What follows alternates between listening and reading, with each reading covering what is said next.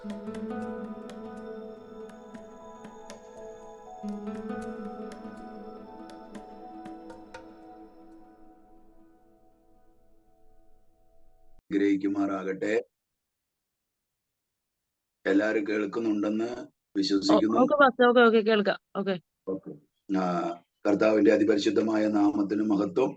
എനിക്ക് ഈ ഭൂമിയിൽ എൻ്റെ കർത്താവ് എന്നെ സ്പർശിച്ചതും എന്നെ രക്ഷിച്ചതുമായ ഈ അനുഭവ സാക്ഷ്യം ഈ സൂമിലൂടെ, ഈ പ്ലാറ്റ്ഫോമിലൂടെ ആമൻ അനേകരോട് അറിയിക്കുവാൻ ഈ ഭൂമിയിൽ എനിക്കൊരു അവസരം തന്ന ദൈവത്തിന് സ്തോത്രം. ഇതിന്റെ പുറകില് അതിനായി അവസരങ്ങൾ ഒരുക്കി തന്ന എല്ലാ ദാസന്മാർ എല്ലാ കുടുംബങ്ങളെ ഓർത്ത് ഞാൻ കർത്താവിന് സ്തോത്രം ചെയ്യുന്നു. എൻ്റെ പേര് നാരായണൻ കുട്ടി എന്നാണ്. എൻ്റെ സ്വദേശം കേരളത്തിലെ പാലക്കാട് കരിമ്പുഴ എന്ന് പറയുന്ന ഗ്രാമത്തിലാണ് ഞാൻ ജനിച്ചത്. എൻ്റെ അപ്പന്റെ പേര് ശങ്കരഗുപ്തൻ എന്നാണ്. എൻ്റെ അമ്മയുടെ പേര് പാറുക്കുട്ടി എന്നാണ്.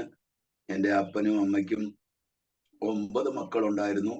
9 മക്കളിൽ 5 പേരും പലവിധ കാരണങ്ങളാല് മരണപ്പെട്ടു എന്നാണ് അവർ പറഞ്ഞു കേട്ടിട്ടുള്ളത്. എനിക്കറിയത്തില്ല.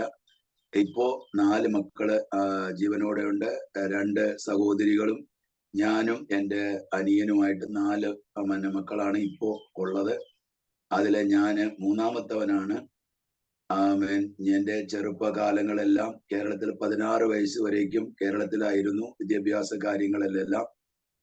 1985-86 ബാച്ചില് SLC കഴിഞ്ഞ് അവിടെ നിന്നും ഞാൻ നാട് വിടുവാൻ കാരണമായി. ഞാൻ നാട് വിടാൻ കാരണം എന്തെന്ന് വെച്ച് കഴിഞ്ഞാൽ, എൻ്റെ അപ്പൻ ഒരു മുഴുവൻ മദ്യപാനിയായിരുന്നു. അപ്പൻ മദ്യപിച്ച് വന്ന് അപ്പൻ വീട്ടിലുള്ള എല്ലാവരെയും ഉപദ്രവിക്കുകയും ചീത്ത വിളിക്കുകയും അടിക്കുകയും ഒക്കെ ചെയ്യുമായിരുന്നു.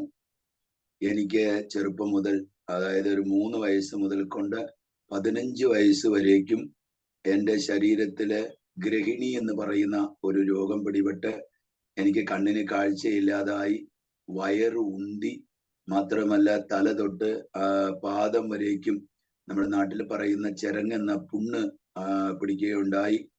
1-മത്തെ കാര്യം ഗ്രഹിണി. 2-മത്തെ കാര്യം ഈ പുണ്ണ് പിടിച്ചു കഴിഞ്ഞപ്പോൾ എൻ്റെ ശരീരത്തില് തുണിയിടാൻ കഴിയാതെ എന്നെ വാഴയുടെ ഇല മുഴുവനുമായിട്ട് വെട്ടിക്കൊണ്ടുവന്ന് അതിനകത്ത് പച്ചമരുന്നുകൾ, കുറുന്തോട്ടി, തെച്ചിപ്പൂവ്, പച്ചമഞ്ഞള്, ഇങ്ങനെയുള്ള അനേക പച്ചമരുന്നുകൾ എൻ്റെ ശരീരത്തിൽ തേച്ച് പിടിപ്പിച്ച് എന്നെ വാഴയിലയിൽ കിടത്തി. അന്നത്തെ കാലത്ത് അപ്പനും അമ്മയൊക്കെ കൂലിപ്പണിക്ക് പോയി രാത്രിയിൽ നെല്ല് കൊണ്ടുവന്ന് അതിനെ വറുത്ത് ഇടിച്ചിട്ടുള്ള കഞ്ഞിയായിരുന്നു എനിക്ക് തന്നുകൊണ്ടിരുന്നത്. അന്നേരം എൻ്റെ അപ്പൻ കുടിച്ചു വന്ന്, ഞാൻ കഞ്ഞിക്ക് മുമ്പിലിരിക്കുന്ന സമയത്ത് എനിക്ക് ഗ്രഹിണി കാരണം എനിക്ക് കണ്ണു കാണാൻ കഴിയാതെ കണലിൽ ചുട്ടു വെച്ചിരിക്കുന്ന പപ്പടമൊക്കെ തപ്പിപ്പിടിച്ചെടുക്കുന്ന സമയത്ത് അപ്പൻ വന്നിട്ട് എന്നെ അടിക്കും. അങ്ങനെയൊക്കെയുള്ള ഉപദ്രവങ്ങളിലൂടെ 15 വയസ്സ് വരേക്കും നാട്ടിൽ തന്നെ ആയിരുന്നു. 15-മത്തെ വയസ്സിൽ SLC കഴിഞ്ഞപ്പോൾ 16-മത്തെ വയസ്സിലേക്ക് ആകുമ്പോഴത്തേന് എനിക്ക് അപ്പന്റെ ഈ ഉപദ്രവം സഹിക്കാൻ വയ്യാതെ ഞാൻ 1986 ഏപ്രിൽ മാസം ഞാൻ അവിടുന്ന് അപ്പനോടും അമ്മോടൊന്നും അനുവാദം ചോദിക്കാതെ കൊടുത്ത ഒരു ജോഡി ഡ്രസ്സുമായിട്ട് ഞാൻ അവിടുന്ന് നാട് വിട്ട് അന്നേരം എൻ്റെ മൂത്ത സഹോദരി അവര് വന്നിട്ട് ബാംഗ്ലൂരിലായിരുന്നു. അങ്ങനെ ബാംഗ്ലൂരിലേക്ക് പോകുവാനിടയായി. എനിക്ക് ആ വഴിയൊന്നും അറിയത്തില്ല. അങ്ങനെ ബാംഗ്ലൂരിൽ ചെന്നു. അവരുടെ അടുത്തൊന്നും നിൽക്കാൻ സമ്മതിച്ചില്ല. അവിടുന്ന് വേറൊരു സ്ഥലത്തേക്ക്, ബൊമ്മനഹള്ളി എന്ന് പറയുന്ന ഒരു സ്ഥലത്ത്, ബാംഗ്ലൂരിൽ ബൊമ്മനഹള്ളി എന്ന് പറയുന്ന സ്ഥലത്ത് 1986 ആദ്യമായിട്ട് ഞാൻ ബാംഗ്ലൂരിൽ പോകുന്നത്. അങ്ങനെ ആ ബാംഗ്ലൂരിൽ പോയി ഇറങ്ങി. അളിയനും പെങ്ങളും ഒക്കെ അവിടെ ഉണ്ടെങ്കിലും അവരെയൊന്നും ബുദ്ധിമുട്ടിക്കാതെ ആദ്യമായിട്ട് പോയത് ഒരു ബാംഗ്ലൂർ ചായക്കടയിലാണ്. ആ ചായക്കടയില് കിട്ടുന്ന ജോലി ചെയ്ത് അങ്ങനെ നിന്നു. അപ്പൊ അവര് തന്നെ കൊണ്ടുപോയി ആ ചായക്കടക്കാർ തൊട്ടടുത്തുള്ള ഒരു കമ്പനിയിൽ എന്നെ ജോലിക്ക് കൊണ്ടുപോയി ചേർത്തു. അന്നേരം 1986 കാര്യമാണ് പറയുന്നത്. ഒരു ദിവസത്തിന് ഡെയിലി വേജസ് 7 രൂപയാണ്. എന്ന് പറഞ്ഞാൽ 30 ദിവസം ജോലി ചെയ്താൽ 210 രൂപ കിട്ടും. ഞായറാഴ്ച പോയിട്ടില്ലെങ്കിൽ 4 ഞായറാഴ്ച കട്ട് ചെയ്ത് പോവും. ബാക്കി പൈസ കിട്ടത്തുള്ളൂ. അങ്ങനെ ആ കമ്പനിയിൽ ജോലിക്ക് കയറി ഒരു 6 മാസം ആ ജോലി ചെയ്തു. ദിവസം 7 രൂപ ഡെയിലി വേജസ് വെച്ച്. അങ്ങനെ ഇരിക്കുന്ന സമയത്ത് അവിടെ നടക്കുന്ന ജോലികളൊക്കെ നന്നായി പഠിച്ചെടുക്കുവാൻ അന്നത്തെ സമയത്ത് സ്വർഗത്തിലെ ദൈവം എനിക്ക് കൃപ ചെയ്തു. അങ്ങനെ ഇരിക്കുന്ന സമയത്ത് ജോലിയൊക്കെ പഠിച്ച് ഹെൽപ്പറായിട്ട് പോയവൻ വർക്കറായി മാറി. വർക്കറിൽ നിന്നും 1 വർഷം കൊണ്ട് അവിടുത്തെ സൂപ്പർവൈസറായി. ആ സൂപ്പർവൈസറായി ഏകദേശം 10 വർഷക്കാലം ആ കമ്പനിയിൽ ജോലി ചെയ്തു. പിന്നെ അതേ കമ്പനിയുടെ കംപ്ലീറ്റ് ഉത്തരവാദിത്വം എൻ്റെ അടുത്ത് തന്ന് 2001 വരേക്കും ഏകദേശം ബാംഗ്ലൂർ കമ്പനിയിലായിരുന്നു. അപ്പോഴത്തേന് ആ കമ്പനിയുടെ മാനേജറായി. പക്ഷേ 95-ല് വിവാഹം ചെയ്യുവാൻ ഇടയായി. 95-ൽ വിവാഹം കഴിഞ്ഞു. 96-ൽ ആദ്യത്തെ കുഞ്ഞുണ്ടായി. കുടുംബജീവിതമൊക്കെ ആദ്യമൊക്കെ വളരെ സന്തോഷകരമായിരുന്നു. പിന്നീട് എൻ്റെ ജീവിതത്തില് കുടുംബജീവിതത്തിലേക്ക് ഭയങ്കരമായ പ്രശ്നങ്ങളും പ്രതിസന്ധികളും ഒക്കെ കടന്നു വരുവാനിടയായി. അങ്ങനെ ജീവിതത്തിൽ പ്രതിസന്ധികളും പ്രശ്നങ്ങളും കൂടി കഴിഞ്ഞപ്പോൾ ആമന് എന്ത് ചെയ്യണമെന്നറിയാതെ, സമാധാനം കിട്ടാതെ കൂട്ടുകെട്ട് കൂടി മദ്യപിക്കുവാൻ ആരംഭിച്ചു. ഒരു ദിവസം ഏകദേശം 100 രൂപയോളം സിഗരറ്റ് വലിക്കുന്ന സ്വഭാവം ഉണ്ടായിരുന്നു. പാൻപരാഗ് ഉപയോഗിക്കും. പിക്ചർ മാറുന്ന പിക്ചറെല്ലാം ഇടപെടാതെ പോയിട്ട് കാണും. അങ്ങനെ ലഭിക്കുന്ന എല്ലാ പൈസയും കൊണ്ടുപോയി കൂട്ടുകാരോടൊത്ത് ചെലവഴിച്ച് വീട്ടിലെ കുടുംബം ശരിക്കും നോക്കത്തില്ല, ഭാര്യയും കുഞ്ഞിനെയും നോക്കത്തില്ല. അങ്ങനെയൊക്കെ ആയിട്ടിരിക്കുന്ന സമയത്ത് 9 വർഷക്കാലം ജീവിതത്തിൽ വ്യത്യാസം ഉണ്ടാകണമെന്ന് വിചാരിച്ച് ശബരിമലയ്ക്കൊക്കെ ബാംഗ്ലൂരിൽ നിന്ന് പോലും നടന്നു പോയിട്ടുണ്ട്. മാത്രമല്ല ഗുരുവായൂരിൽ എല്ലാ മാസവും അർച്ചന അർപ്പിക്കാൻ വേണ്ടി പോവുമായിരുന്നു. തൃപ്രയാർ എന്ന് പറയുന്ന സ്ഥലത്ത്, തൃശ്ശൂർ തൃപ്രയാറിലെ ചാത്തൻ സേവയ്ക്ക് പോയിട്ടുണ്ട്. എല്ലാം ഒരൊറ്റ ഉദ്ദേശമായിരുന്നു, ജീവിതത്തിൽ സമാധാനം കിട്ടണം. ആമേൻ, സ്തോത്രം. കുടുംബജീവിതം നന്നാവണം എന്നുള്ള ഉദ്ദേശത്തോടു കൂടെയാണ്. ഇനി പോകാത്ത അമ്പലങ്ങളില്ല, ക്ഷേത്രങ്ങളില്ല. ആമേൻ, ഇതോടെയൊക്കെ പോയിട്ട് പല കാര്യങ്ങൾ ചെയ്തു നോക്കി. അവസാനം 97, 98 കുടുംബത്തിലെ പ്രശ്നങ്ങൾ സങ്കീർണമായി കഴിഞ്ഞപ്പോൾ ഇനി എന്ത് ചെയ്യണമെന്നറിയാതെ ഇരിക്കുകയായിരുന്നു. ആ സമയത്ത് കാലങ്ങൾ കടന്നുപോയി. ആമേൻ, 99-ാമത്തെ വർഷത്തിൽ ജോലി നഷ്ടപ്പെട്ടു. ഉണ്ടായിരുന്ന ജോലി നഷ്ടപ്പെട്ട് വളരെയധികം പ്രതിസന്ധിയിലായി. വരുമാനങ്ങളില്ല. ഭാര്യയുടെ അപ്പനും അവരുടെ വീട്ടിൽ നിന്ന് തന്നിരുന്നതായ ഒരു ഏകദേശം 20 പവനോളം സ്വർണം കൊണ്ടുപോയിട്ട് അതെല്ലാം ആമേൻ വിറ്റ് ചെലവഴിച്ച് എല്ലാം നശിപ്പിച്ചു കളഞ്ഞു. നല്ല കയ്യിൽ കാശുണ്ടായിരുന്ന സമയത്ത് ബാംഗ്ലൂരിൽ ആമേൻ 5-6 സൈറ്റുകളൊക്കെ വാങ്ങിച്ചു. അതൊക്കെ കൂട്ടുകെട്ടിലൂടെ അതെല്ലാം തകർന്നു തരിപ്പണമായി, ഒന്നുമില്ലാതെയായി. അവസാനം 2000 ആണ്ടില് ഞാൻ ഒന്നുമില്ലാത്തവനായി. കുടുംബം എന്റെ ഉപദ്രവം കാരണം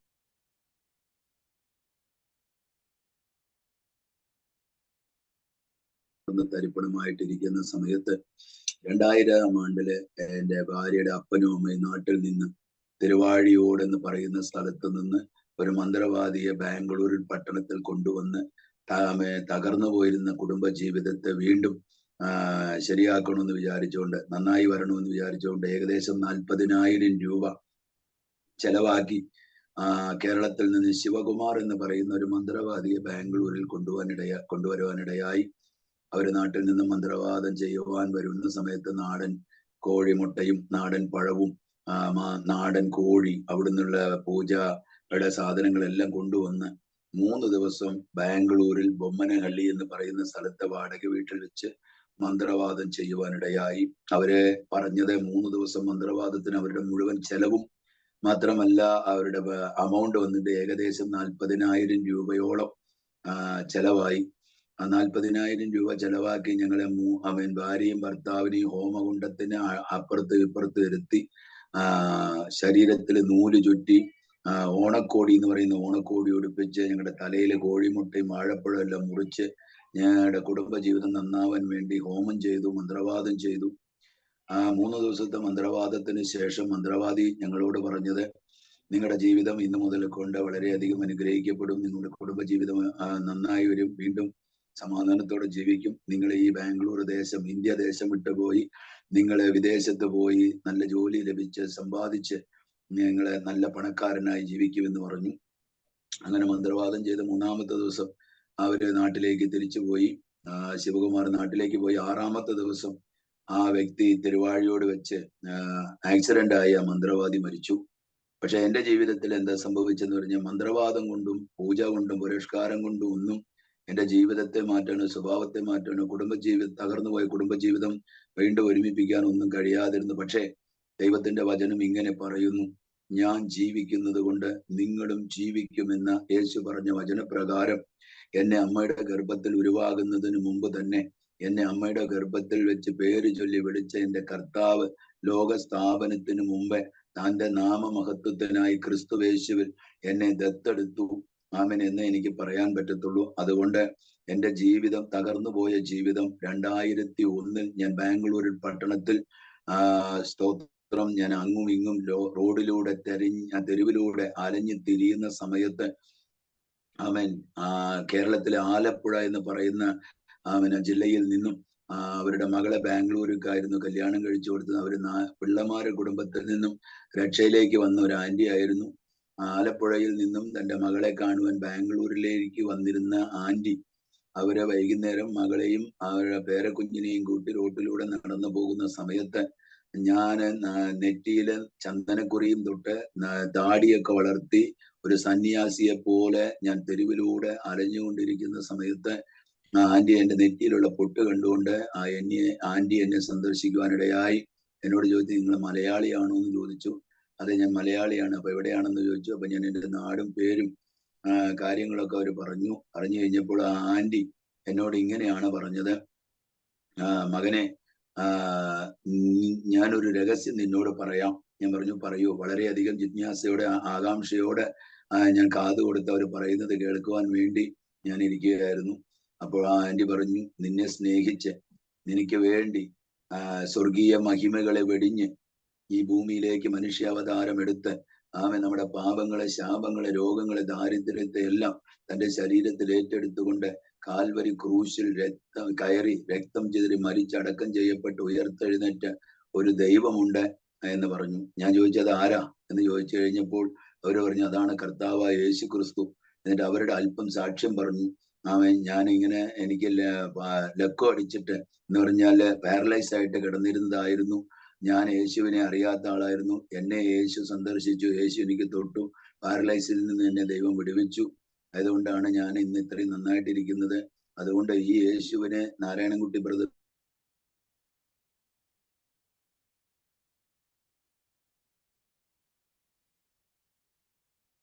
Praise the Lord Jesus. Amen. വിശ്വസിക്കും. യേശുവിന് ഹൃദയത്തിൽ ഇത് മാറ്റി നിനക്ക് സമാധാനം തരും.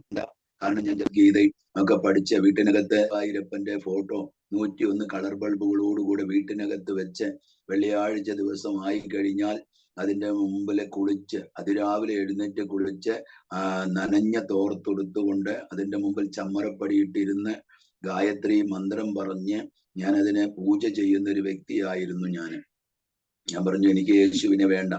അപ്പൊ പറഞ്ഞു, ഇല്ല മോനെ, ഇതാണ് സത്യം. നീ യേശുവിനെ വിശ്വസിച്ചു നോക്കൂ. നിന്റെ ജീവിതത്തിൽ മാറ്റങ്ങൾ വന്നെങ്കിൽ മാത്രം തിരിച്ചു വന്നാൽ മതി, കൂടെ തുടർന്ന് വന്നാൽ മതി. അല്ലെങ്കിൽ വരണ്ട. ഈ ഒരൊറ്റ പ്രാവശ്യം ദയവ് ചെയ്ത് ഞങ്ങളോട് കൂടെ അവരുടെ മകള് പോകുന്ന ചർച്ചിലേക്ക് നിർബന്ധിച്ചിട്ട് വരാൻ പറഞ്ഞു.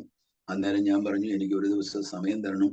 എന്റെ ഭാര്യ അവരുടെ വീട്ടിൽ അപ്പന്റെ അടുത്തേക്ക് പോയിരിക്കുകയാണ്. എന്റെ ഉപദ്രവങ്ങൾ കാരണം ദേഷ്യപ്പെട്ടിട്ട് കോപിച്ച് പോയിരിക്കുകയാണ്. അതുകൊണ്ട് ഞാൻ അവരുടെ അടുത്തൊന്ന് സംസാരിക്കട്ടെ, ഞാൻ എന്നിട്ട് പറയാന്ന് പറഞ്ഞു.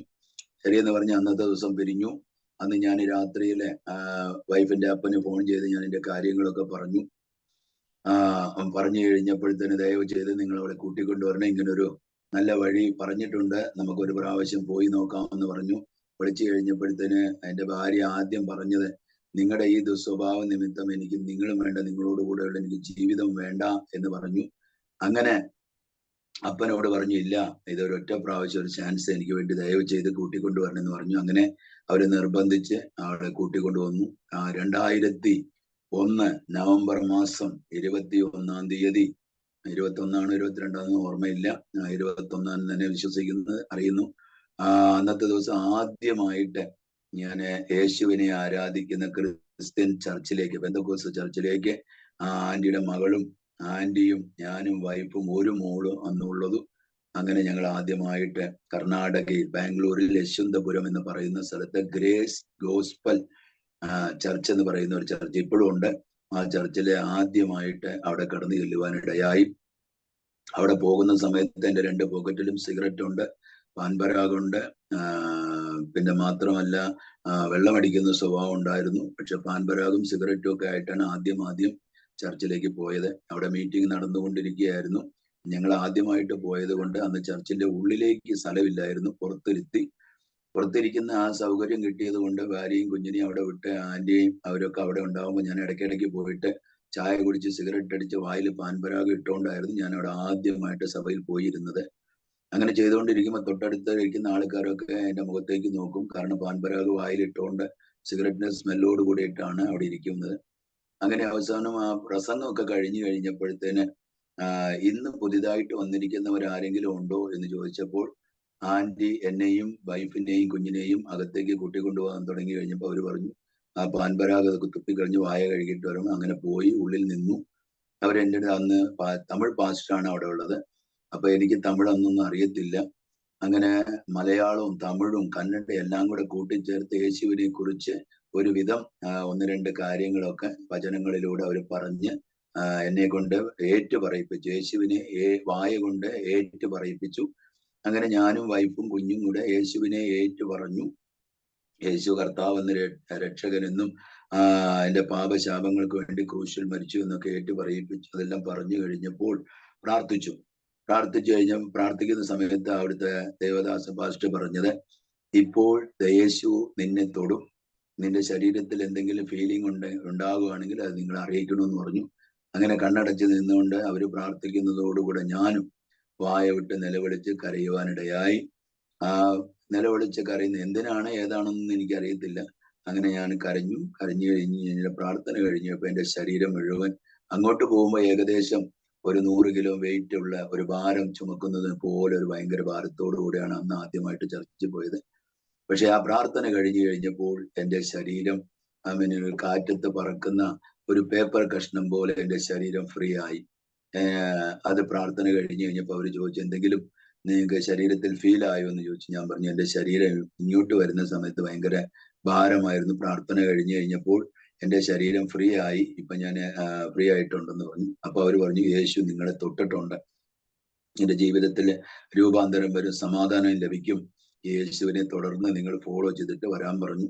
ശരിയെന്ന് പറഞ്ഞ് അവിടെ നിന്ന് ചർച്ചിൽ നിന്ന് പുറത്തേക്ക് വരുന്ന സമയത്ത് എന്നെ കൂട്ടിക്കൊണ്ടുപോയ ആന്റി ഒരു പുതിയ നിയമം എൻ്റെ കയ്യിലേക്ക് വാങ്ങിച്ചു തന്ന് ഇന്ന് മുതൽ കൊണ്ട് സഹോദരൻ വീട്ടിലിരുന്ന് ഫ്രീ ആയിരിക്കുന്ന സമയത്ത് ഇത് നന്നായിട്ട് വായിച്ചോളാൻ പറഞ്ഞു. ശരിയെന്ന് പറഞ്ഞ് അത് മേടിച്ച് അന്നത്തെ ദിവസം ഞങ്ങൾ വീട്ടിലേക്ക് വന്നു. ഭാര്യ തിരിച്ച് അപ്പൻ്റെ കൂടെ പോയില്ല, ഞങ്ങളുടെ കൂടെ തന്നെ ഇരുന്നു. 2 ദിവസം അപ്പനും അമ്മയും കൂടെ ഇരുന്നു. അത് കഴിഞ്ഞപ്പോൾ അവരെ തിരിച്ചു പോയി. ഭാര്യയും കുഞ്ഞിനെയും എൻ്റെ അടുത്ത് വിട്ടു. ഞങ്ങൾ അങ്ങനെ ബാംഗ്ലൂരിൽ ബൊമ്മനഹള്ളി എന്ന് പറയുന്ന സ്ഥലത്ത് വീണ്ടും ഞങ്ങളുടെ കുടുംബ ജീവിതം തുടങ്ങി. അങ്ങനെ തുടങ്ങി കഴിഞ്ഞുകൊണ്ടിരിക്കുന്ന സമയത്ത് ബൈബിൾ വായിക്കാൻ തുടങ്ങി. ബൈബിൾ വായിച്ചുകൊണ്ടിരിക്കുന്ന സമയത്ത് എന്നോട് പരിശുദ്ധാത്മാവ് ഇടപെടുവാൻ തുടങ്ങി. എങ്ങനെ വായിച്ചെന്ന് വെച്ചാൽ ആദ്യം പുതിയ നിയമം വായിക്കുന്ന സമയത്ത് ഒരു ചെറിയ കട്ടിലുണ്ട്, ഇപ്പോഴുണ്ട് ഞങ്ങളുടെ വീട്ടില്. ഒരു ചെറിയ കട്ടിലിനകത്ത് മലന്ന് കിടന്ന് കാലിന്റെ മേൽ കാല് കയറ്റി വെച്ച് ഒരു കയ്യിൽ സിഗരറ്റും ഒരു കയ്യിൽ പുതിയ നിയമമായിട്ടാണ് ആദ്യമായിട്ട് ദൈവത്തിന്റെ വചനം വായിക്കാൻ. എനിക്ക് അറിയത്തില്ലായിരുന്നു. അങ്ങനെ വായിച്ച് 3 മാസം കൊണ്ട് പുതിയ നിയമം കംപ്ലീറ്റ് ചെയ്ത് കഴിഞ്ഞപ്പോൾ യേശുവിനെ കുറിച്ച് കൂടുതലായിട്ട് അറിയണമെന്നുള്ള ആഗ്രഹം ഉണ്ടായി. വേണ്ടാത്ത ദുസ്വഭാവങ്ങളോടൊക്കെ ഒരു വെറുപ്പ് തോന്നാൻ തുടങ്ങി. മുമ്പ് ഉപയോഗിക്കുന്ന അത്രയും ഉപയോഗിക്കാതായി. അതിൽ നിന്നും കുറേശ്ശെ ആയിട്ട് എനിക്ക് അതിനോട് വെറുപ്പ് തോന്നി. അതിന് പുറത്തു വരണമെന്നുള്ള ഒരു ആഗ്രഹം. ആരും നിർബന്ധിച്ചിട്ടല്ല, എൻ്റെ മനസ്സിനകത്ത് അങ്ങനെ ഒരു ഫീലിംഗ് അനുഭവപ്പെട്ടു. അങ്ങനെ അതിൽ നിന്നും കുറേശ്ശെ ആയിട്ട് കർത്താവിനെ വിടുവിച്ചു. 2002 ആണ്ടിൽ ഫെബ്രുവരി മാസം ആദ്യത്തെ ആഴ്ചയില് 2-ാം തീയതിയാണെന്നാണ് എൻ്റെ ഓർമ്മ. അങ്ങനെ 2-ാം തീയതി അവിടെ ചർച്ചിലേക്ക് പോയി കഴിഞ്ഞപ്പോൾ അവിടുത്തെ ദൈവദാസൻ പറഞ്ഞു, നിങ്ങൾക്ക് ആർക്കെങ്കിലും ജ്ഞാനസ്നാനം എടുക്കുവാൻ, ബാപ്റ്റിസം എടുക്കുവാൻ ആർക്കെങ്കിലും താല്പര്യമുണ്ടോ എന്ന് ചോദിച്ചു. അപ്പൊ അത് എന്താണോ ഏതാണോ എന്നൊന്നും ഞങ്ങൾക്ക് അറിയത്തില്ല. അതുവരേക്കും അങ്ങനത്തെ ഉള്ള കാര്യങ്ങളൊന്നും കണ്ടിട്ടില്ല. ശരി, ആന്റിയും എന്നെ കൂട്ടിക്കൊണ്ടുപോയ ആന്റിയും ഇതിനെ കുറിച്ചൊന്നും പറഞ്ഞില്ലായിരുന്നു. പിന്നീട് ഒരു ചർച്ചിലേക്ക് അവരൊരു ഭാഗം പോകും, ഞങ്ങൾ വേറൊരു ഭാഗത്ത് കൂടെ പോകും, അങ്ങനെ പോയിട്ട് വന്നുകൊണ്ടിരിക്കുകയായിരുന്നു. അങ്ങനെ ഇരിക്കുന്ന സമയത്ത് ബാപ്റ്റിസത്തിന് ആർക്കെങ്കിലും ആഗ്രഹമുണ്ടോ എന്ന് ചോദിച്ചപ്പോൾ ഞാനും എൻ്റെ വൈഫും ചാടി എഴുന്നേറ്റ് ഞങ്ങൾക്ക് ആഗ്രഹം ഉണ്ടെന്ന് പറഞ്ഞു. അങ്ങനെ ആ ഞായറാഴ്ച കഴിഞ്ഞ് കഴിഞ്ഞപ്പോൾ ചൊവ്വാഴ്ച ഇവിടെ ബാപ്റ്റിസം ഉണ്ട്, നിങ്ങൾ വരുന്ന സമയത്ത് ഒരു ജോഡി എക്സ്ട്രാ ഡ്രസ്സുമായിട്ട് വരണം, നിങ്ങൾക്ക് ബാപ്റ്റിസം എടുക്കാമെന്ന് പറഞ്ഞു. അങ്ങനെ ഞങ്ങള് ബാപ്റ്റിസത്തിന് തയ്യാറായി ഒരു ജോഡി ഡ്രസ്സോടുകൂടെ ചർച്ചിലേക്ക് ചൊവ്വാഴ്ച ദിവസം 2002 പോവാനിടയായി. അവിടെ ചെന്ന് കഴിഞ്ഞപ്പോൾ യേശുവിനെ കുറിച്ച് കുറച്ചൊക്കെ കാര്യങ്ങൾ, അവർ തമിഴാണ് പ്രസംഗിക്കുന്നത്, പക്ഷെ ഞങ്ങൾക്ക് അത്രയൊന്നും വലിയ അറിയാനുള്ള ഒരു ഇതില്ലായിരുന്നു. എങ്കിലും ഞങ്ങൾ യേശു യേശു എന്നുള്ള ആ ഒരൊറ്റ പേരില് ഞങ്ങൾ വിശ്വാസം വെച്ചുകൊണ്ട് ഞങ്ങളെ പോയി ജ്ഞാനസ്നാനം എടുത്തു. 2002 ഫെബ്രുവരിയിലാണ് ഞാനും വൈഫ് ഒന്നിച്ച് ഒരു മനസ്സോടുകൂടെ ഞങ്ങളെ വെള്ളത്തിലിറങ്ങി പിതാവിന്റെയും പുത്രന്റെയും പരിശുദ്ധാത്മാവിന്റെയും നാമത്തിൽ സ്നാനപ്പെടുവാൻ കർത്താവ് ഞങ്ങൾക്ക് ഈ ഭൂമിയിലെ ഒരവസരം ദൈവം തന്നു. ഞങ്ങൾ അങ്ങനെ യേശുവിനെ രക്ഷകനായി, ദൈവമായി, വീണ്ടെടുപ്പുകാരനായി, കർത്താവായി സ്വീകരിച്ചു കഴിഞ്ഞപ്പോൾ ഞങ്ങളുടെ ജീവിതത്തിലും മുമ്പുണ്ടായിരുന്നതിനെക്കാട്ടിലും പ്രശ്നങ്ങളും പ്രതികൂലങ്ങളും പോരാട്ടങ്ങളും വർദ്ധിച്ചു വരുവാനിടയായി. അങ്ങനെ ഉള്ള സമാധാനം കൂടെ നഷ്ടപ്പെട്ട് ഇനി എന്ത് ചെയ്യണമെന്ന് അറിയാതിരിക്കുന്ന സമയത്ത് ഒരു ദിവസം ആകെ കരഞ്ഞ് മയങ്ങിയിരിക്കുന്ന സമയത്ത് രാത്രിയിൽ ആരോ വന്നിട്ട് എന്നെ ശരീരത്തെ സ്പർശിച്ചുകൊണ്ട് എൻ്റെ അടുത്ത് ഇങ്ങനെ പറഞ്ഞു, മകനെ നീ എഴുന്നേറ്റ് മുഴങ്കാൽ മടക്കി നീ പ്രാർത്ഥിക്കുക, നിന്റെ എല്ലാ പ്രശ്നങ്ങളിൽ നിന്നും ഞാൻ നിന്നെ വിടുവിക്കും പറഞ്ഞ് എന്നെ ഒന്ന് സ്പർശിച്ച് ആ ശബ്ദം കേൾപ്പിച്ച് ആ ആള് മറഞ്ഞു പോകും. ഞാൻ ഉറക്കത്തിൽ നിന്നും ചാടി എഴുന്നേറ്റ് കഴിഞ്ഞപ്പോൾ രാത്രി പിന്നൈറ്റ് 2 മണിയാണ്. 2 മണിക്ക് ഞാൻ നോക്കുമ്പോൾ ഭാര്യയും കുഞ്ഞും അപ്പുറത്ത് കിടന്ന് നല്ല ഉറക്കമാണ്. ഞാൻ ഭാര്യയെ തട്ടി വിളിച്ച് ചോദിച്ചു, നീ എന്നെ വിളിച്ചോ എന്ന് ചോദിച്ചു. നീ എന്നെ തൊട്ടോ എന്ന് ചോദിച്ചു. ഇല്ല, ഒന്നും ചെയ്തിട്ടില്ല, പക്ഷെ എനിക്ക് ഇങ്ങനെ ഒരു അനുഭവം ഉണ്ടായി, എന്താണെന്നുള്ളത് എനിക്ക് അറിയത്തില്ല എന്ന് പറഞ്ഞു. അവൾ അവളുടെ പാട്ടിന് കിടന്നുറങ്ങി. പക്ഷെ എനിക്ക് ആ കേട്ട ശബ്ദം മുഴങ്കാൽ മടക്കി പ്രാർത്ഥിക്കാനാണ് പറഞ്ഞിരിക്കുന്നത്. പക്ഷെ അന്ന് വരേക്കും ഞാൻ മുഴങ്കാലൊന്നും മടക്കിയിട്ടില്ല. ചർച്ചിൽ പോവും വരും, പ്രാർത്ഥിക്കാൻ അറിയത്തില്ല, പുതിയതല്ലേ, അതുകൊണ്ട് അതൊന്നും അറിയത്തില്ല. എങ്ങനെയല്ല കേട്ട ശബ്ദത്തിന്റെ മുമ്പിൽ ഇരിക്കുന്ന ഒരു ചെയറ് അപ്പുറത്തോട്ട് മാറ്റിയിട്ട് മുഴങ്കാൽ ആ ചെയറിന്റെ മുമ്പിൽ മുഴങ്കാൽ മടക്കി കൈ ആ ചെയറിൽ കുത്തി ഞാൻ കണ്ണടച്ചു. എന്താണ് പ്രാർത്ഥിച്ചത് തന്നെയാണോ എങ്ങനെയാണ് പ്രാർത്ഥിച്ചതെന്നൊന്നും എനിക്കൊന്നും അറിയത്തില്ല. 2-2:15 ഞാൻ കണ്ണടച്ച വ്യക്തി, ഞാൻ കണ്ണ് തുറക്കുമ്പോൾ അതികാലത്ത് 5 മണിയാണ്. 5 മണിക്ക് ഞാൻ കണ്ണ് തുറന്നു നോക്കുമ്പോൾ എൻ്റെ ശരീരത്തിൽ ഞാൻ ഇട്ടിരുന്ന ബനിയനും ഞാൻ ഉടുത്തിരുന്ന ലുങ്കിയും വെള്ളത്തിൽ മുക്കിയെടുത്തതുപോലെ എനിക്കൊരു അനുഭവം ഉണ്ടായി. ഇതെന്താണെന്നുള്ളത് എനിക്കൊന്നും അറിയത്തില്ല. പിറ്റേ ദിവസം എന്നെ ചർച്ചിലേക്ക് കൊണ്ടുപോയ ആന്റിയെ പോയി കണ്ട് അവരടുത്ത് ഞാൻ ഈ കാര്യങ്ങൾ പറഞ്ഞു, എനിക്ക് ഇങ്ങനെയൊക്കെയുള്ള ഒരു അനുഭവം ഉണ്ടായി എന്ന് പറഞ്ഞപ്പോൾ ആന്റി പറഞ്ഞു, ഇല്ല, ദൈവം നിന്നോട് സംസാരിക്കാൻ തുടങ്ങിയിട്ട് ദൈവമാണ് നിന്നെ സ്പർശിച്ച് നിന്നോട് സംസാരിച്ചിരിക്കുന്നത് എന്ന് പറഞ്ഞു. ശരിയെന്ന് പറഞ്ഞ് ഞങ്ങൾ അന്ന് പിരിഞ്ഞു. അത് കഴിഞ്ഞ് 2 ദിവസം കഴിഞ്ഞപ്പോൾ ഒരു ദിവസം രാത്രിയിൽ തന്നെ ആമൻ എന്നെ ഒരു ശബ്ദം കേൾപ്പിക്കുകയാണ്. ഇങ്ങനെയാണ് ഞാൻ കേട്ടത്. ലൂക്കോസ് 4:18-19 ലൂക്കോസ് 4:18-19 ഇങ്ങനെയുള്ള ശബ്ദം എനിക്ക് 3 പ്രാവശ്യം എന്നെ കേൾപ്പിച്ചു. പക്ഷെ എനിക്ക് അതിന്റെ അർത്ഥം അറിയത്തില്ല. ബൈബിൾ ഒരൊറ്റ പ്രാവശ്യം വായിച്ചിട്ടുള്ളൂ, അതുകൊണ്ട് എനിക്ക് അതിനെക്കുറിച്ച് കൂടുതലൊന്നും അറിയത്തില്ല. അങ്ങനെ വീണ്ടും എന്നെ രക്ഷയിൽ ചർച്ചിലേക്ക് കൂട്ടിക്കൊണ്ടുപോയ ആന്റിയോട് ഞാൻ എൻ്റെ ഈ അനുഭവങ്ങൾ പറഞ്ഞു. എനിക്ക് വല്ലാതെ അസ്വസ്ഥതയാകുന്നു, മുമ്പത്തെക്കാട്ടിലും വളരെ ബുദ്ധിമുട്ടാണ്, എനിക്കിതൊന്നും വേണ്ടായിരുന്നു എന്ന് പറഞ്ഞപ്പോൾ ആ ആന്റി പറഞ്ഞു, അല്ല മോനെ, ഞങ്ങൾ രക്ഷിക്കപ്പെട്ട് ഇത്രയും വർഷം ഞങ്ങൾക്ക് ലഭിക്കാത്ത നല്ല അനുഭവങ്ങൾ, നല്ല എക്സ്പീരിയൻസ് ദൈവം നിനക്ക് തരുന്നുണ്ടല്ലോ, അതുകൊണ്ട് ഇത് ദൈവമാണ് നിന്നോട് സംസാരിച്ചിരിക്കുന്നത് എന്ന് പറഞ്ഞ് അവരെന്നെ ആശ്വസിച്ചു. ആ വചനം എടുത്ത് വായിക്കാൻ പറഞ്ഞു. ഞാൻ ആ വചനം എടുത്ത് വായിച്ചു. അപ്പൊ അവിടെ എഴുതിയിരിക്കുന്ന ദരിദ്രന്മാരുടെ സുവിശേഷം അറിയിക്കുവാൻ കർത്താവ് നിന്നെ അഭിഷേകം ചെയ്തിരിക്കുക, കർത്താവിന്റെ ആത്മാവ് നിന്റെ മേലുണ്ട്, ബദ്ധന്മാർക്ക് വിടുതലും കുരുടന്മാർക്ക് കാഴ്ചയും പീഡിപ്പിക്കപ്പെടുന്നവരെ വിടുവിച്ചയക്കുവാനും കർത്താവിന്റെ പ്രസാദവർഷം പ്രസംഗിക്കുവാനും ഞാൻ നിന്നെ അയച്ചിരിക്കുന്നു എന്നാണ് ലൂക്കോസ് 4:18-19. ഇതിന്റെ അർത്ഥം ഒന്നും എനിക്ക് അറിയത്തില്ല.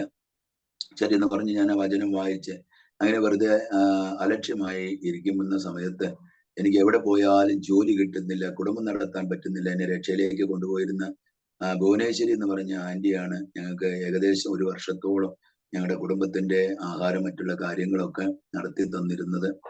അങ്ങനെ സഭയിലേക്ക് പോകാനും വരുവാനും ഈ ദൈവത്തിന്റെ സ്പർശനവും ശബ്ദമൊക്കെ കേട്ട് കഴിഞ്ഞപ്പോൾ ഒരു ദിവസം ജോലി അന്വേഷിച്ച് പോയിട്ട് ഏകദേശം 12 ഫ്ലോറുള്ള ഒരു ബിൽഡിങ്ങിന്റെ പണി, കൺസ്ട്രക്ഷൻ പണി നടന്നുകൊണ്ടിരിക്കുകയാണ്. അപ്പൊ എനിക്ക് കൺസ്ട്രക്ഷന്റെ ജോലിയൊന്നും എനിക്ക് അറിയത്തില്ല. അങ്ങനെ ഞാൻ അവിടെ ചെന്ന് എനിക്ക് എന്തെങ്കിലും ജോലി തരുമെന്ന് ചോദിച്ചു. അപ്പൊ എന്റെ ഡ്രസ്സിങ്ങും എന്റെ സംസാരമൊക്കെ കേട്ട് കഴിഞ്ഞപ്പോൾ നിങ്ങൾക്ക് പറ്റിയ ജോലിയൊന്നും ഇവിടെ ഇല്ല. ഞാൻ പറഞ്ഞു എന്ത് ജോലി തന്നാലും ഞാൻ ചെയ്തോളാന്ന് പറഞ്ഞു.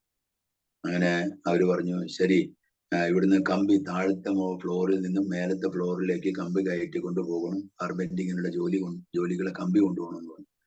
ശരി എന്ന് പറഞ്ഞ് അവര് ജോലി തന്നു. അങ്ങനെ ആ ജോലി ചെയ്യാൻ തുടങ്ങി. ആ ജോലി ചെയ്തുകൊണ്ടിരിക്കുന്ന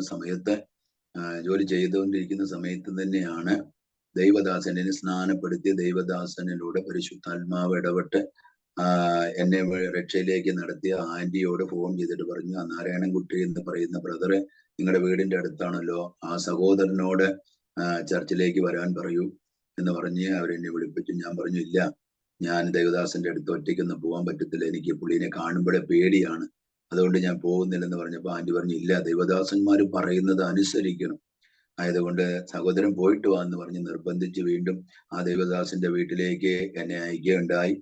അങ്ങനെ ചർച്ചിൽ പോയപ്പോൾ ദൈവദാസനില്ല, അങ്ങനെ വീട്ടിലേക്ക് നടന്നു ഇടയായി. അവിടെ ചെന്ന് കഴിഞ്ഞപ്പോഴത്തേന് ദൈവദാസി എന്നെ അവിടെ അവരുടെ വീട്ടില് ഇരുത്തിയിട്ട് ഞാൻ എൻ്റെ കാര്യങ്ങളൊക്കെ എങ്ങനെയൊക്കെയാണ് കാര്യങ്ങൾ പോകുന്നത്, വൈഫും കുഞ്ഞുങ്ങളൊക്കെ എന്താ ചെയ്യുന്നത്, എന്തോരം വിദ്യാഭ്യാസം ഉണ്ടെന്നെല്ലാം ചോദിച്ച് മനസ്സിലാക്കിയതിന് ശേഷം അവർ പറഞ്ഞു ദൈവത്തിന്റെ വേലയ്ക്കുള്ള വിളി സഹോദരന്റെ മേലുണ്ട്, അതുകൊണ്ട് ദൈവവേല ചെയ്യുക എന്ന് പറഞ്ഞു. ഞാൻ പറഞ്ഞു എനിക്ക് ദൈവവേല ചെയ്യാൻ അറിയത്തില്ലല്ലോ, എനിക്ക് മലയാളം മാത്രമേ അറിയത്തുള്ളൂ, നിങ്ങൾ തമിഴല്ലേ സംസാരിക്കുന്നത്, എനിക്ക് അറിയത്തില്ല എന്നുള്ളത് ഞാൻ മലയാളം അവർ പറയുന്ന കുറച്ച് തമിഴൊക്കെ കുറേശ്ശെ പറഞ്ഞു. അവർ പറഞ്ഞു ദൈവവേല നീ ഒറ്റയ്ക്ക് ചെയ്യാൻ പറ്റത്തില്ല, യേശു നിന്റെ കൂടെ ഇരുന്ന് യേശു നിന്നെ ഉപയോഗിക്കും, നീ ഒരു നിന്ന് കൊടുത്താൽ മതി എന്ന് പറഞ്ഞ് ശരി എന്ന് പറഞ്ഞ് ഞാൻ ആ വിഷയം ഏറ്റെടുത്ത് ആ ദൈവദാസനും ദൈവദാസിയും അന്നത്തെ ദിവസം ഒരു 4-5 താക്കോൽ കൂട്ടം എൻ്റെ കയ്യിൽ തന്ന് ബാംഗ്ലൂരിൽ തന്നെ ഇപ്പോഴത്തെ ഇലക്ട്രോണിക് സിറ്റിയുടെ അടുത്ത് സിംഗസന്തര എന്ന് പറയുന്ന ഒരു സ്ഥലമുണ്ട്, സെൻട്രൽ ജയിലിന്റെ അടുത്താണ്. ആ സ്ഥലത്ത് സുഭാഷ് നഗർ എന്ന് പറയുന്ന ഒരു വില്ലേജിൽ പോയിട്ട് നിങ്ങൾ ദൈവവേല ചെയ്യണം എന്ന് പറഞ്ഞിട്ട് അവിടുന്ന് പ്രാർത്ഥിച്ചു വിട്ടു. ഞാൻ വീട്ടിൽ വന്ന് വൈഫിനോടും കുഞ്ഞിനോടും ചേർന്ന് ഈ കാര്യങ്ങളൊക്കെ വൈഫിനോട് ഷെയർ ചെയ്ത് ഞങ്ങൾ ദൈവവേലയ്ക്ക് വേണ്ടി ഞങ്ങളെ സമർപ്പിച്ചു കൊടുത്തു. അങ്ങനെ സമർപ്പിച്ചു കൊടുത്തതിന് ശേഷം ഇനി ഞങ്ങൾ ഇരിക്കുന്ന സ്ഥലത്ത് നിന്നും അങ്ങോട്ട് പോകണം. ഞങ്ങൾക്ക് അങ്ങോട്ട് പോകാൻ കയ്യിൽ കാശില്ലായിരുന്നു. അതുവരേക്കും നന്നായിട്ടിരുന്ന ആ താമസിഞ്ഞ വീട്ടു ഓണർ ഞങ്ങൾ ചർച്ചിലേക്ക് പോകാൻ രക്ഷിക്കപ്പെട്ടതും സ്നാനപ്പെട്ടതൊക്കെ അറിഞ്ഞു കഴിഞ്ഞപ്പോൾ ആ വീട്ടു ഓണർ ഞങ്ങൾക്ക് വിരോധമായിട്ട് പ്രവർത്തിക്കാൻ തുടങ്ങി. നീ BJP കാരന്, നീ ക്രിസ്ത്യാനിയായി താഴ്ന്ന ജാതിയിലേക്ക് പോയി, ഞങ്ങൾ ആരാണെന്നറിയോ, ഞങ്ങൾ BJP കാരാണ്, ഞങ്ങൾ നിന്നെ കൊന്നുകളയും, നിന്നെ തീ വെച്ച് ചുട്ടുകളയും എന്നൊക്കെ പറഞ്ഞ് ഞങ്ങളെ ഭീഷണിപ്പെടുത്തി. ഞങ്ങളൊന്നും പറഞ്ഞില്ല. അവസാനം അവർക്ക് വേണ്ടി ഞങ്ങൾ പ്രാർത്ഥിക്കാൻ തുടങ്ങി. കർത്താവെ എങ്ങനെയെങ്കിലും ഇവിടെ നിന്ന് പുറത്തേക്ക് കൊണ്ടുപോകണമെന്ന് പറഞ്ഞ് പ്രാർത്ഥിച്ചു. പ്രാർത്ഥനയുടെ ഫലമായി ഞങ്ങളെ എതിർത്ത് നിന്നിരുന്ന വീട്ടു ഓണർ തന്നെ അവസാനം ഞങ്ങൾക്ക് അവിടുന്ന് കാലി ചെയ്ത് വണ്ടി വാടക അവര് തന്നെ കൊടുത്ത് ഞങ്ങളെ സുഭാഷ് നഗർ എന്ന് പറയുന്ന സ്ഥലത്ത് ദൈവവേലയ്ക്ക് ചെയ്യാൻ പറഞ്ഞ സ്ഥലത്തേക്ക് അവര് തന്നെ ഞങ്ങളെ കൊണ്ടുപോയി അവിടെ ആക്കി. അങ്ങനെ 2003 ഡിസംബർ മാസത്തോടുകൂടെ ആ സ്ഥലത്ത് പോയി. പക്ഷെ അവിടെ ചെന്ന് കഴിഞ്ഞപ്പോൾ അവിടെയുള്ള ജനങ്ങൾ ആരും അവിടെ ഒരു മലയാളീസ് ഇല്ലായിരുന്നു. എനിക്കും എൻ്റെ ഭാര്യയ്ക്കും മലയാളം അല്ലാതെ മറ്റൊന്നും അറിയത്തില്ല. അങ്ങനെ ഞങ്ങൾ ആ ദേശം മുഴുവൻ, ആ ഗ്രാമം മുഴുവനും ഒക്കെ ഞങ്ങൾ നടന്നു ആൾക്കാരെയൊക്കെ പരിചയപ്പെടണമെന്ന് വിചാരിച്ച് നോക്കുമ്പോൾ അങ്ങനെ ചുറ്റി നടന്ന് കറങ്ങി വന്നപ്പോൾ അവിടെയൊക്കെ കന്നഡ, തമിഴ്, പിന്നെ മുസ്ലിംസ് ആണ് ഉള്ളത്. ഇനി എങ്ങനെ അവരോട് എങ്ങനെ സുവിശേഷം പറയുന്നത് അതെനിക്ക് അറിയത്തില്ല. അപ്പൊ അങ്ങനെ വന്ന് 2 ദിവസം അങ്ങനെ ചുറ്റി നടന്നു. 3-ാമത്തെ ദിവസം ഒരു ദിവസം വെളുപ്പാങ്കാലത്തെ പ്രാർത്ഥനയ്ക്ക് വേണ്ടി ദൈവസന്നിധിയിൽ മുട്ടുമടക്കി പ്രാർത്ഥിക്കാൻ തുടങ്ങി. കർത്താവ്, അങ്ങ് എന്നെ വേലയ്ക്ക് വിളിച്ചിട്ടുണ്ടെങ്കിൽ, അങ്ങയുടെ വേല ഞാൻ ചെയ്യണമെന്നെങ്കിൽ, ഈ ദേശത്ത് ഞങ്ങളെ കൊണ്ടുവന്നത് ദൈവമാണെങ്കിൽ ഈ ദേശക്കാരോട് സുവിശേഷം പറയുവാൻ ഈ ദേശത്തിലുള്ള ജനങ്ങളുടെ ഭാഷ ഞങ്ങൾക്ക് പഠിപ്പിച്ചു തരണമേ എന്ന് പറഞ്ഞു. അപ്പൊ ഏറ്റവും കൂടുതൽ തമിഴ്ക്കാരാണ്. തമിഴ്നാട്ടിൽ നിന്ന് വന്ന് കരിങ്കല്ല് ഉടയ്ക്കുന്നതായ കൽക്കോറിയിലെ ജോലിക്കാരാണ് ആ ദേശം മുഴുവൻ വളരെ പാവപ്പെട്ടവർ. അപ്പൊ അതുകൊണ്ട് ഞാൻ കർത്താവിനോട് പറഞ്ഞ ഭാഷ എനിക്ക് പഠിപ്പിച്ചു തന്നിട്ടുണ്ട്. വീണ്ടും പിറ്റേ ദിവസം ആ പ്രാർത്ഥന കഴിഞ്ഞ് പിറ്റേ ദിവസം മുഴങ്കാൽ മടക്കി പ്രാർത്ഥിക്കാൻ ഇരുന്നപ്പോൾ പരിശുദ്ധാത്മാവ് എന്നോട് പറഞ്ഞു, ഇങ്ങനെയാണ് ഞാൻ കേട്ട ചോദ്യം, മകനെ നീ പോയി ഒരു തമിഴ് ബൈബിൾ വായിച്ചുകൊണ്ട് വരാൻ പറഞ്ഞു. അങ്ങനെ ഞാൻ ആ ശബ്ദത്തിന് കീഴ്പ്പെട്ട് ഞാൻ രക്ഷിക്കപ്പെട്ട സഭയിൽ പോയി.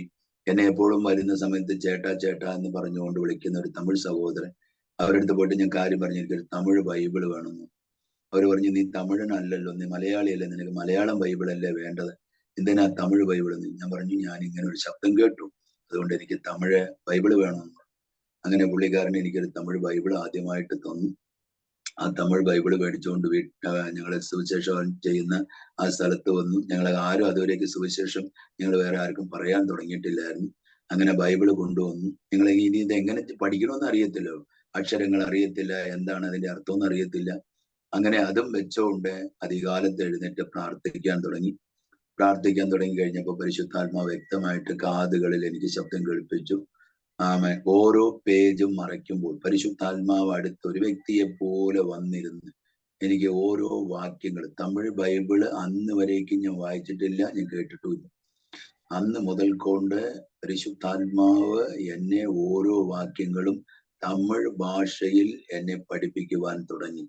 2004 വർഷം മുതൽ കൊണ്ട് കുറേശ്ശെയായിട്ട് തമിഴ് വായിച്ച് പഠിക്കുവാൻ തുടങ്ങി. അങ്ങനെ വായിച്ച് തമിഴ് ഇപ്പൊ ഏകദേശം എൻ്റെ ഈ 20 വർഷത്തിന്റെ അനുഭവത്തിൽ ഏകദേശം ഒരു 8 പ്രാവശ്യം മുഴു ബൈബിൾ തമിഴിൽ വായിക്കുവാൻ. മാത്രമല്ല 2004 മുതൽ കൊണ്ട് കർത്താവിന്റെ സുവിശേഷം തമിഴ് ഭാഷയിൽ, ഞാൻ പഠിച്ചതൊക്കെ മലയാളമാണ്, എനിക്ക് മലയാളം മാത്രമേ അറിയത്തുള്ളൂ. ഇപ്പോഴും തമിഴൊന്നും എഴുതൂല, പക്ഷെ തമിഴ് നന്നായി വായിച്ച് കർത്താവിന്റെ മാറ്റമില്ലാത്ത വചനം തമിഴ് ജനത്തോട് അവൻ പറയുവാൻ, സുവിശേഷം അറിയിക്കുവാൻ ഏകദേശം 85ഓളം കുടുംബങ്ങളെ രക്ഷയിലേക്ക് നടത്തി സ്നാനത്തിലേക്ക് നയിക്കുവാനൊക്കെ കർത്താവ് കൃപ ചെയ്തു. അങ്ങനെ ദൈവവേല ചെയ്തുകൊണ്ടിരിക്കുന്ന സമയത്ത് 2003 മുതൽ കൊണ്ട് 2012 വരേക്കും യശന്തപുരത്തുള്ള ഒരു തമിഴ് സഭയുമായി നിന്ന് ദൈവവേല ചെയ്തുകൊണ്ടിരിക്കുകയായിരുന്നു. അപ്പൊ ഞങ്ങൾ താമസിക്കുന്ന സ്ഥലത്ത് ബാംഗ്ലൂർ യശന്തപുരത്തേക്ക് പോകണമെങ്കിൽ ഏകദേശം 70 കിലോമീറ്ററോളം യാത്ര ചെയ്താലേ ഞങ്ങൾക്ക് അവിടെ പോകാൻ പറ്റത്തുള്ളൂ. അപ്പ് ആൻഡ് ഡൗൺ ചെയ്യണം, ഇവിടെയുള്ള ജനങ്ങളെയൊക്കെ അങ്ങോട്ട് കൊണ്ടുപോകണം. ആയതുകൊണ്ട് അങ്ങോട്ട് പോക്കുവരത്തൊക്കെ ബുദ്ധിമുട്ടുള്ളത് കൊണ്ട് അവരോട് പോയിട്ട് കാര്യം പറഞ്ഞു, ഞങ്ങൾക്ക് ഇങ്ങോട്ട് വരാനൊത്തിരി ബുദ്ധിമുട്ടുണ്ട്, ഒന്നുകിൽ നിങ്ങൾ അവിടെ വന്ന് ദൈവത്തിന്റെ കർത്താവിന്റെ മേശ കൊടുക്കണം, അല്ലെങ്കിൽ ഞങ്ങളെ അതിനെ അധികാരപ്പെടുത്തണം എന്ന് പറഞ്ഞപ്പോൾ അവർ പറഞ്ഞു, ഇല്ല, നിങ്ങൾ സുവിശേഷം അറിയിച്ചാൽ മതി, സ്നാനപ്പെടുത്താനും കർത്താവിന്റെ മേശ ചെയ്യാനൊക്കെ ഞങ്ങൾ ഇവിടെ ഉണ്ടല്ലോ, നിങ്ങൾ ഇവിടെ വന്നാൽ മതി എന്ന്. പക്ഷെ ജനങ്ങളെ അത് സ്വീകരിക്കാൻ അവർ തയ്യാറല്ലായിരുന്നു. അങ്ങനെ എനിക്കറിയാതെ ഞാൻ ഈ ഒരു ഭാരത്തിലൂടെ കടന്നു പോകുന്ന സമയത്ത് അവരെടുത്ത് കൊണ്ടുപോയി സ്നാനപ്പെടുത്തി എല്ലാവരെയും അവരുടെ ചർച്ചയോട് ചേർത്ത് നിർത്തി. അങ്ങനെ പ്രവർത്തന മേഖലയിൽ നിന്നും ഞങ്ങൾ പ്രവർത്തിക്കാൻ തന്നിരുന്ന സഭയും ആ ജനങ്ങളെയൊക്കെ അവര് തിരിച്ചു വാങ്ങിച്ചു. 2014 മുതൽ കൊണ്ട് ബാംഗ്ലൂരിൽ നിന്നും പരിശുദ്ധാത്മാവ് ഒരു നിയോഗത്തിലൂടെ ഹൊസൂർ എന്ന് പറയുന്ന ഇപ്പൊ താമസിക്കുന്ന ഹൊസൂർ എന്ന പട്ടണത്തിലേക്ക് കർത്താവ് കൊണ്ടുപോയി. അവിടെ കൊണ്ടുപോകുന്ന സമയത്ത് ഞങ്ങൾക്ക് അവിടെ ആരും പരിചയമില്ല, വീടില്ല, കയ്യിൽ കാശില്ല. അങ്ങനെ ഒരു സമയത്താണ് ഹൊസൂറിന്റെ പട്ടണത്തിലേക്ക് പോകുവാനിടയായത്. അങ്ങനെ വീട് അന്വേഷിച്ച് പോയി കഴിഞ്ഞപ്പോൾ പരിചയമില്ലാത്ത സ്ഥലത്ത് അവിടെ രക്ഷിക്കപ്പെട്ട ഒരു മകനെ ദൈവം എനിക്ക് പരിചയപ്പെടുത്തി തന്നു. അവർ അയറൻ ജോലി ചെയ്യുന്നവരായിരുന്നു, ഇസ്തിരിപ്പെട്ടി ഉപയോഗിച്ച് അയറൻ ചെയ്യുന്നവരായിരുന്നു. അവരുടെ അടുത്ത് അന്വേഷിച്ച് കഴിയുമ്പോൾ ഇവിടെ എവിടെയെങ്കിലും വാടക വീടുണ്ടോ ചോദിച്ചപ്പോൾ അവരൊരു വാടക വീട്ടിൽ കാണിച്ചു തന്നു. അങ്ങനെ ആ വാടക വീട് 2014 ഓഗസ്റ്റ് മാസത്തിലെ വാടകയ്ക്കെടുത്ത് അവിടെ താമസം തുടങ്ങി കഴിഞ്ഞപ്പോൾ ഞങ്ങൾക്ക് ഒത്തിരി ബുദ്ധിമുട്ടുകൾ ഉണ്ടായി. രാത്രിയിലെ ജനലിന്റെ കതവുകളൊക്കെ, കണ്ണാടി കതവുകളൊക്കെ തമ്മിൽ അടിക്കും. മാത്രമല്ല രാത്രി മൂത്ത മോള് കിടന്നുറങ്ങുന്ന സമയത്ത് ഒരു അജാനുബാഹുവായിരിക്കുന്ന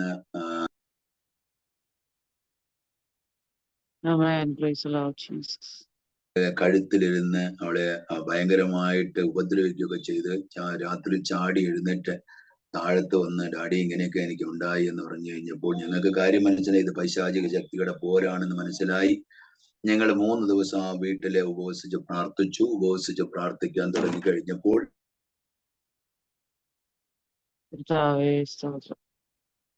അവിടെ പ്രാർത്ഥിക്കാൻ തുടങ്ങിയപ്പോൾ ഞങ്ങളെ വീട്ടിനകത്ത് വന്ന് ഉപദ്രവിച്ചിരുന്നതായ ആ ദുഷ്ടശക്തികൾ ചുറ്റുപാടുകളുള്ള ഭവനങ്ങളിൽ ചെന്ന് അവരെ ഉപദ്രവിക്കാൻ തുടങ്ങി. അങ്ങനെ ആ സ്ഥലത്ത് ചുറ്റുപാടുള്ള ഏകദേശം 2014 കാര്യമാണ് പറയുന്നത്. അന്ന് അവിടെ ഏകദേശം 300 വീടുകൾ ഉണ്ടായിരുന്നു. അവരെല്ലാവരും കൂടിയിട്ട് ഒന്നു ചേർന്ന് ഞങ്ങളെ ആ ദേശത്ത് നിന്നും ഓടിക്കാൻ, രാത്രിയോട് രാത്രി നിങ്ങൾ ഇവിടെ നിന്ന് കാലി ചെയ്ത് പോകണം, നിങ്ങൾ നിങ്ങളുടെ വീട്ടിൽ കൈതട്ടി ആരാധിച്ച് പിശാചുക്കളൊക്കെ ഞങ്ങളുടെ വീട്ടിലേക്ക് പറഞ്ഞു വിടുക എന്ന് പറഞ്ഞിട്ട് അവരെല്ലാവരും കൂടിയിട്ട് വട്ടളഞ്ഞ് ഞങ്ങളെ അടിക്കാൻ നിന്നു. അങ്ങനെ ഇരിക്കുന്ന സമയത്ത് എന്ത് ചെയ്യണമെന്ന് അറിയത്തില്ല. അങ്ങനെ ഞങ്ങൾ വാടകയ്ക്ക് തന്നിരുന്ന വീട്ടിന്റെ ഓണറെ വിളിച്ചു വരുത്തിയിട്ട് അവരോട് ഞങ്ങളെ കുറിച്ചുള്ള കംപ്ലൈന്റുകളൊക്കെ പറഞ്ഞു. പക്ഷെ ദൈവത്തിന്റെ വലിയ കൃപ എന്ന് പറയട്ടെ, ഞങ്ങളെ അവിടുന്ന് ഇറക്കി വിടാൻ വേണ്ടി ഓണറെ വിളിച്ചു വരുത്തി കഴിഞ്ഞപ്പോഴത്തേന് ഓണർ അവർ പറഞ്ഞു അവര് ക്രിസ്ത്യാനികളാണ്, അവരുടെ ദൈവത്തെ വാതിലടച്ച് അവരുടെ വീട്ടിനകത്ത് കൈതട്ടി പാട്ടുപാടി ആരാധിക്കുന്നു. നിങ്ങൾ നിങ്ങളുടെ ഭവനത്തില് മണിയടിച്ച് നിങ്ങൾ നിങ്ങളുടെ ദൈവത്തെ ആരാധിക്കുന്ന സമയത്ത് അവർ വന്ന് നിങ്ങളെ ഉപദ്രവിച്ചാൽ അല്ലെങ്കിൽ നിങ്ങൾക്ക് ഡിസ്റ്റർബ് ചെയ്താൽ എങ്ങനെ ഉണ്ടായിരിക്കും? അത് അവർ ചെയ്തിട്ടില്ലല്ലോ. നിങ്ങൾ നിങ്ങളുടെ ദൈവത്തെ ആരാധിച്ചോളൂ, അവരവരുടെ ദൈവത്തെ ആരാധിച്ചോട്ടെ എന്ന് പറഞ്ഞു. അപ്പൊ അവർ വിട്ടില്ല, ഇല്ല കാലി ചെയ്തേ പറ്റത്തുള്ളൂ. അപ്പൊ ഓണർ കുറച്ച് സ്ട്രോങ് ആയിട്ട് പറഞ്ഞു, ഞാൻ 40 ലക്ഷം രൂപ കൊടുത്ത് വാങ്ങിച്ചിരിക്കുന്ന വീടാണ്, എന്റെ വീട്ടിനകത്ത് ആര് താമസിക്കണം, ആരെ കാലി ചെയ്യിക്കണമെന്ന് നിങ്ങളല്ല തീരുമാനിക്കുന്നത്, അത് ഞാൻ തീരുമാനിച്ചോളാന്ന് പറഞ്ഞു. അങ്ങനെ അവരുടെ വായ ദൈവം അടച്ചു എന്ന് മാത്രമല്ല, ഞങ്ങൾക്ക് വിരോധമായിട്ട് എഴുന്നേറ്റിരുന്ന എല്ലാവരെയും ദൈവം അവിടുന്ന് പറിച്ച് മാറ്റുവാനിടയായി. അസോസിയേഷനിലെ സെക്രട്ടറി, അതിന്റെ മറ്റുള്ള എല്ലാ അംഗങ്ങളും ഏകദേശം 4-5 പേരുണ്ടായിരുന്നു. ബാക്കിയൊക്കെ അവിടുത്തെ താമസക്കാരായിരുന്നു. അങ്ങനെ ഓണർ ഞങ്ങളുടെ പക്ഷത്ത് നിന്ന് ഞങ്ങൾക്ക് വേണ്ടി സംസാരിച്ചു കഴിഞ്ഞപ്പോഴത്തേക്ക് എന്തെങ്കിലും ബുദ്ധിമുട്ടുണ്ടെങ്കിൽ ഫോൺ ചെയ്ത് പറഞ്ഞാൽ മതി എന്ന് പറഞ്ഞ് അവര് ഞങ്ങളെ അവിടെ സപ്പോർട്ട് ചെയ്തിട്ട് അവര് പോയി.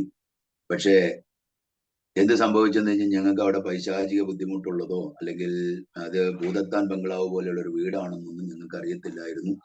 ഓണർ ഇടയ്ക്കിടയ്ക്ക് ഫോൺ ചെയ്ത് ചോദിക്കും, നിങ്ങൾക്ക് വല്ല ബുദ്ധിമുട്ടും ഉണ്ടോ? ഇല്ല. പക്ഷെ പിന്നീടാണ് അവിടെയുള്ള ജനങ്ങൾ പറഞ്ഞത്, ഈ ഏരിയ, നിങ്ങൾ താമസിക്കുന്ന ഏരിയ ഒരു ശ്മശാന ഭൂമി, അനേക ശവങ്ങൾ അവിടെ കൊണ്ടുവന്ന് അടക്കിയിട്ടിരിക്കുന്ന ഒരു സ്ഥലമാണ്, അവിടെയാണ് ആ വീടുള്ളത് എന്ന് പറഞ്ഞു. എന്തിനു പറയും, കർത്താവ് ആ ദുരാത്മ ശക്തികളെല്ലാം അവിടുന്ന് ഓടിച്ച് ഇന്ന് ഞങ്ങള് മുസൂറിന്റെ പട്ടണത്തിൽ ഇപ്പൊ താമസിക്കുന്ന ആ വീട്ടിൽ 10 വർഷമായി ദൈവത്തിന്റെ കൃപയാൽ ആ ദേശത്ത് നിന്നുകൊണ്ട് ഞാനും വൈഫും ഞങ്ങൾക്ക് ദൈവം തന്ന 3 മക്കളുമായിട്ട് ദൈവവേലയിലായിരിക്കുന്നു. അറിയാത്ത ഭാഷ ദൈവം എനിക്ക് പഠിപ്പിച്ചു തന്നു.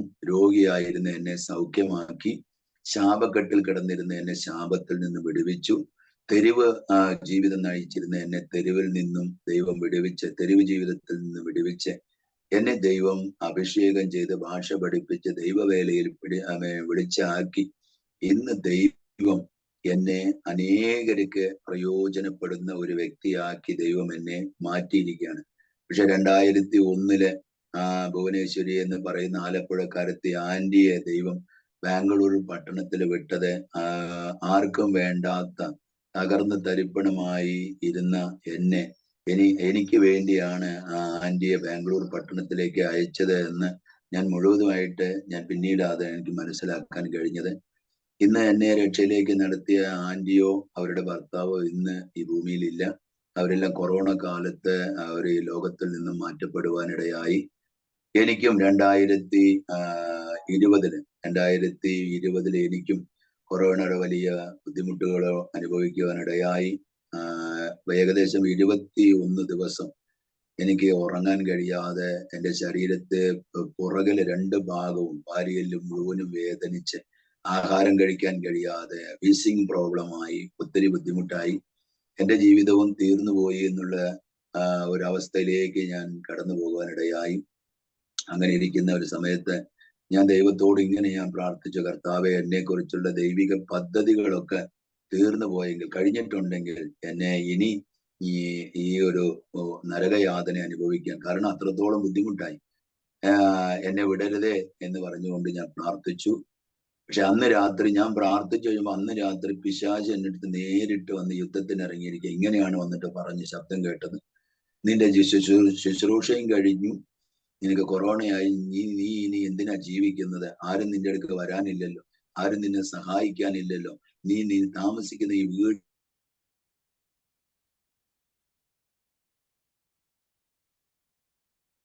കർത്താവേ സ്തോത്രം സ്തോത്രം. Praise the Lord Jesus.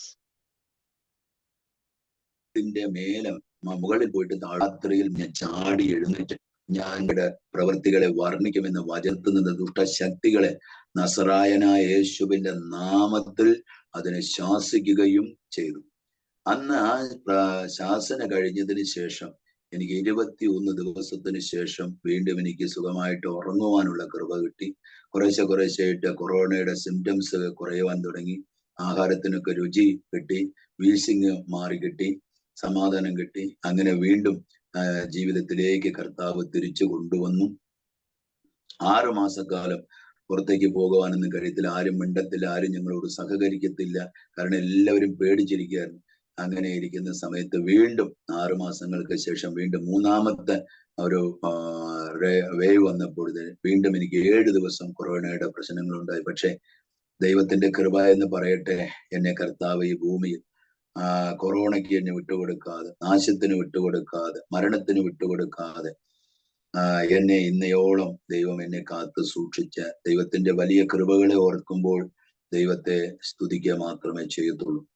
ഫിലെമോന്റെ ലേഖനത്തില് 1-ാം അധ്യായം, ഒരു അധ്യായമേ ഉള്ളൂ, അതിന്റെ 11-ാമത്തെ വാക്യത്തിൽ വചനം ഇങ്ങനെയാണ് എഴുതിയിരിക്കുന്നത്. സഹോദര, ഇങ്ങനെയാണ് എഴുതിയിരിക്കുന്നത്, നീ മുമ്പ് ആർക്കും പ്രയോജനമില്ലാത്തവനും എന്നാൽ ഇപ്പോൾ അവൻ എനിക്കും നിനക്കും നല്ല പ്രയോജനമുള്ളവനുമായിരിക്കുന്നു എന്നൊരു വാക്യം അവിടെ കിടപ്പുണ്ട്.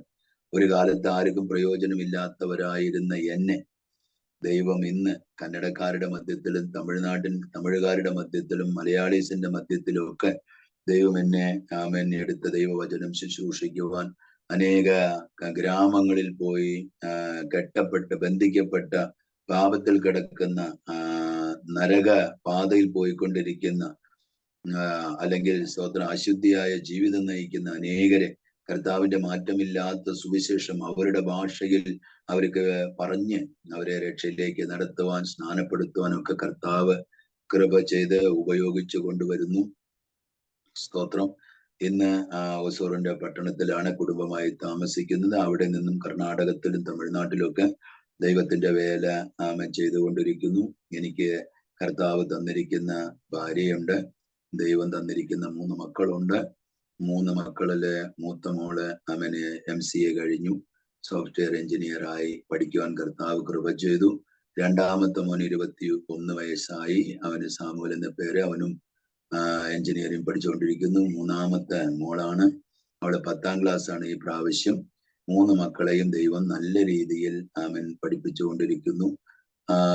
ഞാനും കുടുംബവുമായിട്ട് ഇപ്പോ യാതൊരു സംഘടനയോടൊന്നുമില്ല, പക്ഷെ ഞങ്ങളുടെ സംഘടനകളോട് എതിർപ്പൊന്നുമില്ല. പക്ഷെ കർത്താവ് ഇൻഡിപെൻഡന്റ് ആയിട്ട് നിർത്തി ദൈവത്തിന്റെ വേല ദൈവം അയക്കുന്നിടത്തൊക്കെ പോയി ദൈവം പറയുന്നത് ജനങ്ങളെ അറിയിച്ച് മാറ്റമില്ലാത്ത വചനം യഥാർത്ഥമായി പ്രസംഗിച്ച് ലജ്ജിക്കാൻ ഇടയില്ലാത്ത ശുശ്രൂഷകനായി നിൽക്കുക എന്ന വചനപ്രകാരം ഇതുവരേക്കും ഞങ്ങളുടെ സാമർത്ഥ്യം കൊണ്ടോ അല്ലെ വേറെ ഭക്തി കൊണ്ടൊന്നുമല്ല, ദൈവത്തിന്റെ കൃപയാൽ ദൈവത്തിന്റെ വേല ചെയ്തു വരുന്നു. ഇത് കേൾക്കുന്നതായ നിങ്ങളുടെ ഏവരുടെയും പ്രാർത്ഥന അടിയനും കുടുംബത്തിനും ആവശ്യമാണ്. ഇപ്പോൾ ചർച്ചൊന്നും ഫോം ചെയ്തിട്ടില്ല, ചർച്ച് ഫോം ചെയ്യണം. അനേകരെ പാപത്തിന്റെ, ശാപത്തിന്റെ, രോഗത്തിന്റെ ബന്ധനത്തിൽ കിടക്കുന്നതായ ജനങ്ങളെ ദൈവത്തിന്റെ മാറ്റമില്ലാത്ത സുവിശേഷം അറിയിച്ച് അനേകരെ രക്ഷയിലേക്ക് കൊണ്ടുവരണം. ജീവിതകാല അവസാനത്തോളം കുടുംബമായി ദൈവവേലയിൽ കാണപ്പെടണം. അത് നിലനിർത്താൻ വേണ്ടി നിങ്ങളുടെ ഏവരുടെയും വിലയേറിയ പ്രാർത്ഥന ഈ സന്ധ്യാസമയത്ത് നിങ്ങളോട് ചോദിച്ചുകൊള്ളുകയാണ്. ആരൊക്കെ എവിടെ നിന്ന് ഈ സാക്ഷ്യം കേൾക്കുന്നു എന്നുള്ളത് എനിക്കറിയത്തില്ല, പക്ഷെ കേൾക്കുന്ന നിങ്ങളേവരെയും കർത്താവ് കുടുംബമായി ധാരാളമായി അനുഗ്രഹിക്കുമാറാകട്ടെ. നമുക്ക് ഈ ഭൂമിയിൽ ഇങ്ങനെ ഒരു അവസരം ദൈവം നമുക്ക് ഈ സോഷ്യൽ മീഡിയയിലൂടെ ദൈവം ഒരുക്കി തന്നല്ലോ. എല്ലാ മഹത്വവും ദൈവത്തിന് അർപ്പിക്കുകയാണ്. ആമേൻ. ഇന്ന് ഈ സാക്ഷ്യം കേൾക്കുന്ന സമയത്ത് നിങ്ങളിൽ ആരെങ്കിലും രോഗികളായിട്ടോ പ്രയാസങ്ങളിലോ കണ്ണുനീരിലോ ദുഃഖത്തിലോ വേദനയിലോ ഇരിക്കുകയാണെങ്കിൽ എനിക്ക് ഒരു കാര്യം പറയാനുള്ളൂ. നമ്മുടെ കർത്താവ് വിടുവിക്കുന്നവനാണ്. പാപത്തിൽ നിന്നുള്ള വിടുതല, ശാപത്തിൽ നിന്നുള്ള വിടുതല, രോഗത്തിൽ നിന്നുള്ള വിടുതല, ആമേൻ, നരകത്തിൽ നിന്നുള്ള വിടുതല, ആമേൻ, വേറെ എവിടെ നിന്നുമല്ല. അത് നമ്മുടെ കർത്താവായ യേശു ക്രിസ്തുവിലൂടെ മാത്രമേ നമുക്ക് ലഭിക്കത്തുള്ളൂ. കാരണം എന്നെ ഇങ്ങനെയുള്ള എല്ലാവിധமான ബന്ധനങ്ങളിൽ നിന്നും കെട്ടപ്പെട്ട അവസ്ഥയിൽ നിന്നും കർത്താവ് എന്നെ വിടുവിച്ചു. അതിന് ഞാൻ ഇന്ന് നിങ്ങളുടെ മുമ്പിൽ ഈ ഭൂമിയിൽ ദൈവത്തിന്റെ മുമ്പിലും സാക്ഷിയാണ്. പുറപ്പാട് പുസ്തകം 15-ാം അധ്യായം 26-ാമത്തെ വാക്യത്തിൽ ഇങ്ങനെ ഒരു വാക്യം എഴുതിയിട്ടുണ്ട്. നീ നിന്റെ ദൈവമായ യഹോവയുടെ വാക്ക് ശ്രദ്ധയോടെ കേട്ട്, ആമേൻ, അവന്റെ ദൃഷ്ടിയിൽ, ആമേൻ, സ്തോത്രം, അവന് പ്രസാദമുള്ള പ്രവൃത്തി ചെയ്ത് അവന്റെ നിയമങ്ങളെ ഒക്കെയും അനുസരിക്കും, അവനെ കൽപ്പനകളെ കൈക്കൊള്ളുകയും ചെയ്യുകയാണെങ്കിൽ, അവിടെ എഴുതിയിരിക്കുകയാണ്, മിസ്രയീമ്യർക്ക് വരുത്തിയ വ്യാധികളിൽ ഒന്നും നിനക്ക് വരുത്തുകയില്ല. ഞാൻ നിന്നെ സൗഖ്യമാക്കുന്ന യഹോവയാകുന്നു എന്നാണ് അവിടെ എഴുതിയിരിക്കുന്നത്.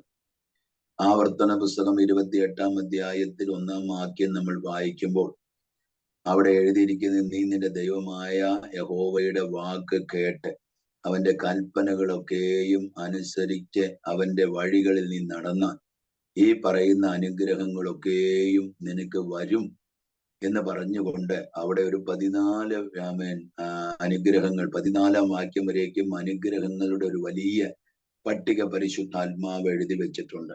സ്തോത്രം. പറഞ്ഞു വരുന്നതിന്റെ ഉദ്ദേശം ഇത്രയേ ഉള്ളൂ. നമ്മളെ സൃഷ്ടിച്ച ഒരു ദൈവമുണ്ട്. ആ ദൈവം ജീവനുള്ള ദൈവമാണ്. ഒരു കാലത്ത് ഞാന് ജീവനില്ലാത്ത ദൈവങ്ങളുടെ പിന്നാലെ അലഞ്ഞു തിരിഞ്ഞ്, സമാധാനമില്ലാതെ അലഞ്ഞു തിരിഞ്ഞ്, സ്വസ്ഥതയില്ലാതെ അലഞ്ഞു തിരിഞ്ഞ് ഇരുന്ന കാലഘട്ടം ഉണ്ടായിരുന്നു. പക്ഷെ ഇന്ന് എനിക്ക് ആരോടും പറയുവാൻ കഴിയും, ജീവിക്കുന്ന ഒരൊറ്റ ദൈവമേ ഉള്ളൂ. ആ ദൈവം, ആമൻ, കർത്താവായ യേശു ക്രിസ്തുവാണ്. യേശു ക്രിസ്തു ക്രിസ്ത്യാനികളുടെ ദൈവം എന്ന് ബൈബിളിൽ എവിടെയും എഴുതിയിട്ടില്ല. ആമൻ. അവൻ എല്ലാവർക്കും ദൈവമെന്നാണ് എഴുതിയിരിക്കുന്നത്. സ്തോത്രം. അപ്പോസ്തലന്മാരുടെ പുസ്തകം 17-ാം അധ്യായത്തിൽ അതിന്റെ 25-ാം വാക്യത്തിൽ അവിടെ എഴുതിയിരിക്കുന്നത്, ഭൂമിയിൽ ദൈവം, ആമൻ, സ്തോത്രം, സൃഷ്ടിച്ചത് 2 ജാതിയുള്ളൂ, അത് ആണും പെണ്ണുമാണ്. എന്നിട്ട് അവരെ അതാത് സ്ഥലത്ത് എവിടെ താമസിക്കണം, എവിടെ അവര് വസിക്കണം എന്നുള്ളത് ദൈവം തീരുമാനിച്ചിരിക്കുന്നു. ഈ സാക്ഷ്യം കേൾക്കുന്ന നമ്മളൊക്കെയും ഓരോ സ്ഥാനത്തും ഇരിക്കുന്ന നമ്മുടെ ഉദ്ദേശപ്രകാരം